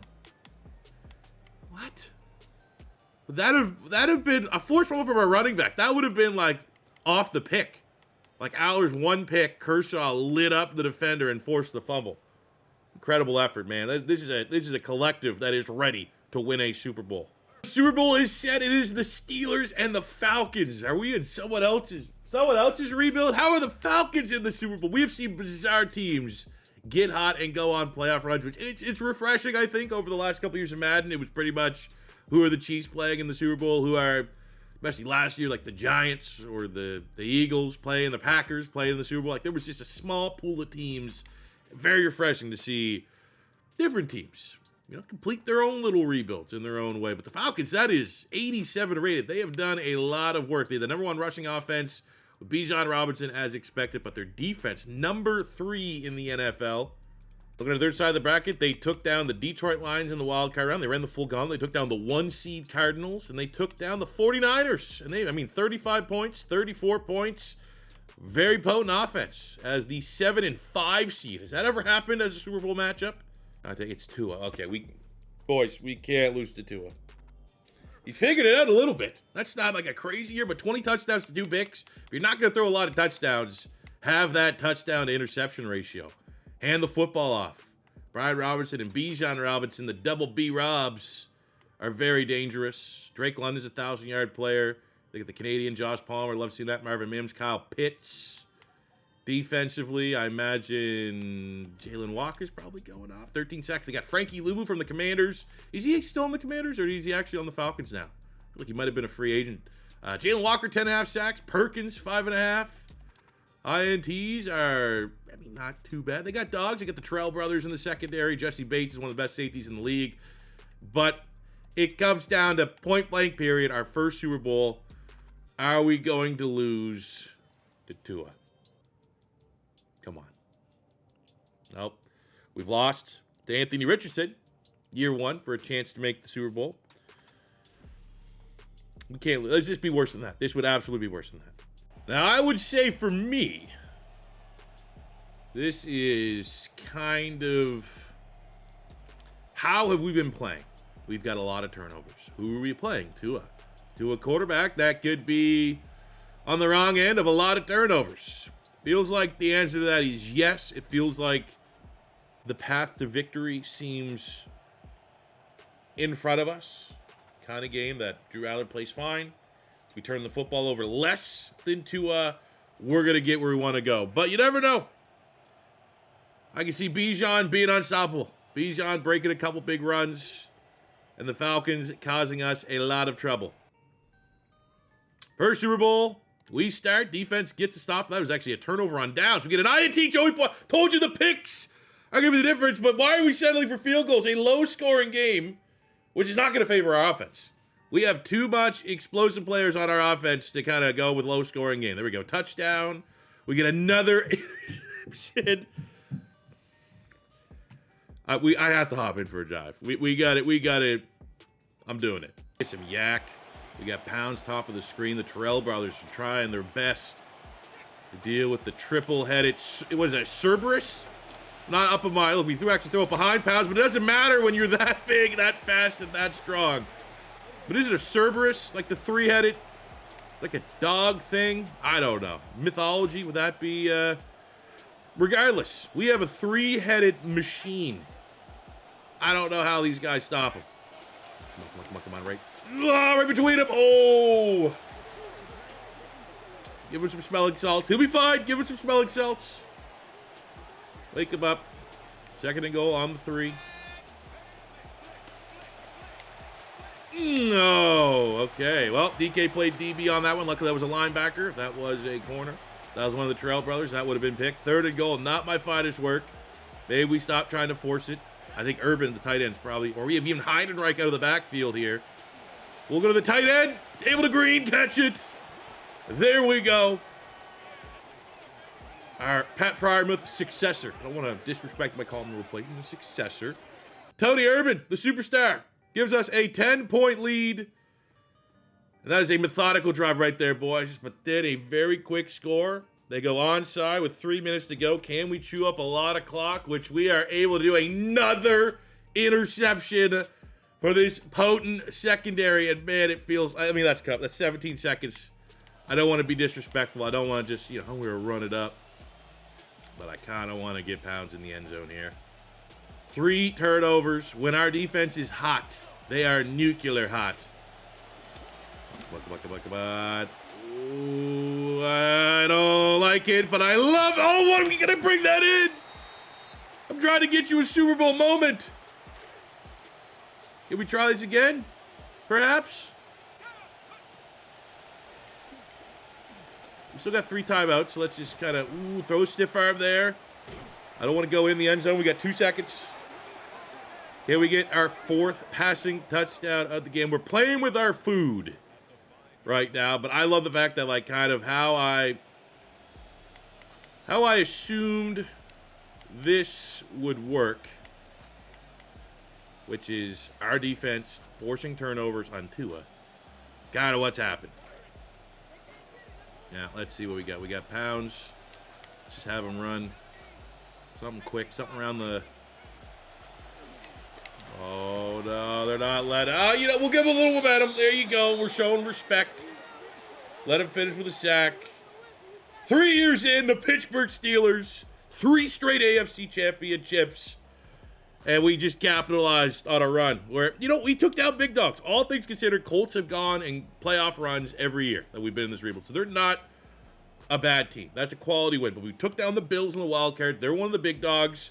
And then we got favorable rules, divisional round against Tennessee, Super Bowl against Tua and the Falcons. But you can only play who's on your schedule. And here we go. The Pittsburgh Steelers, with this Super Bowl win, the most successful franchise now. We've reclaimed that, I believe. Another Super Bowl.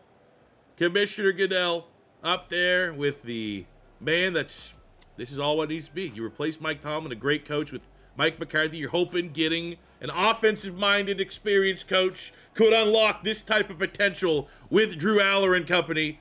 And what we did was give Mike McCarthy the tools to have a juggernaut, unstoppable, no one else kind of like it offense in the league. This is what you get. Drew Allar, 200 yards, 313. I mean, just 2 touchdowns. We forced 3 picks on Tua. Run game, Drew Allar with a rushing touchdown. Pounds went for 11 catches, 151 yards in the Super Bowl. Bernard, Urban getting involved. And I mean, like, the counterpoint would be, if we didn't get Pounds, right, and this was just the Super Bowl, and you said DK Metcalf only got 8 yards in the Super Bowl, you'd be like, well, man, it would have been nice to have another, prime time, big time wide receiver. We got that in Sammy Pounds in the draft. Defensively, we got 2 picks. Joey Porter, I mean, setting the pace pretty high for the best corner we've seen in a rebuild. Last couple years in Madden, INT numbers have tended to been hit or miss. When we had a big time game, Joey Porter stepped up every single time. So there you have it, fellas. That is our very first Madden 27 rebuild in the books. I hope you guys did enjoy. If you want to help with the channel, let me know a little comment on what team you guys want to see next. Smash the like button if you enjoyed. If it's your first time stopping by, don't be afraid to hit that subscribe button, as we are working our way to 200,000 subscribers here on the channel. I'd love to hit that milestone during the college football 27 Madden 27 cycle. It'd be pretty cool to do that. Let me know, who should we rebuild next? There are plenty of teams. We could probably find maybe a more challenging team. Again, I justified Pittsburgh for our first rebuild because I went for interesting over challenging. But there are plenty of rosters that need a lot of TLC. Let me know who you guys want to see next. But this one's for you, Steelers fans. This one is for you. We figured it out. Insane draft. Insane one-of-one type wide receiver in Sammy Pounds. What a final pick. What a final Premier Edition to get our team over the hump. And even if you shout back to the year 1, we overachieved with Aaron Rodgers. That was cool to see. And then we transitioned and kind of answered the question, can Drew Allar, a guy that has so much promise, but there's so much work that needs to be done, is this a guy that could eventually be a franchise quarterback, or is he maybe more like a Mason Rudolph type guy that had that can he hype coming out of college, and unfortunately is maybe more of a depth player? We put Allar into the deep water, and this guy swam like he was Michael Phelps. So that'll do it for me today, guys. Thank you very much for watching. We're going to have plenty more Madden 27 content coming over the next coming days from this early access, so make sure you guys check that out. We're not forgetting College Football 27. We have our Jack State Dynasty. We have Dynasty videos that are going to continue, and they're going to coexist here on the channel between College Football and Madden 27. It's a great time to stick around here on the C4 channel. So again, hit that subscribe button. It's your first time stopping by, and until next time, it's your boy C4 saying peace out. Love ya. Have a good one.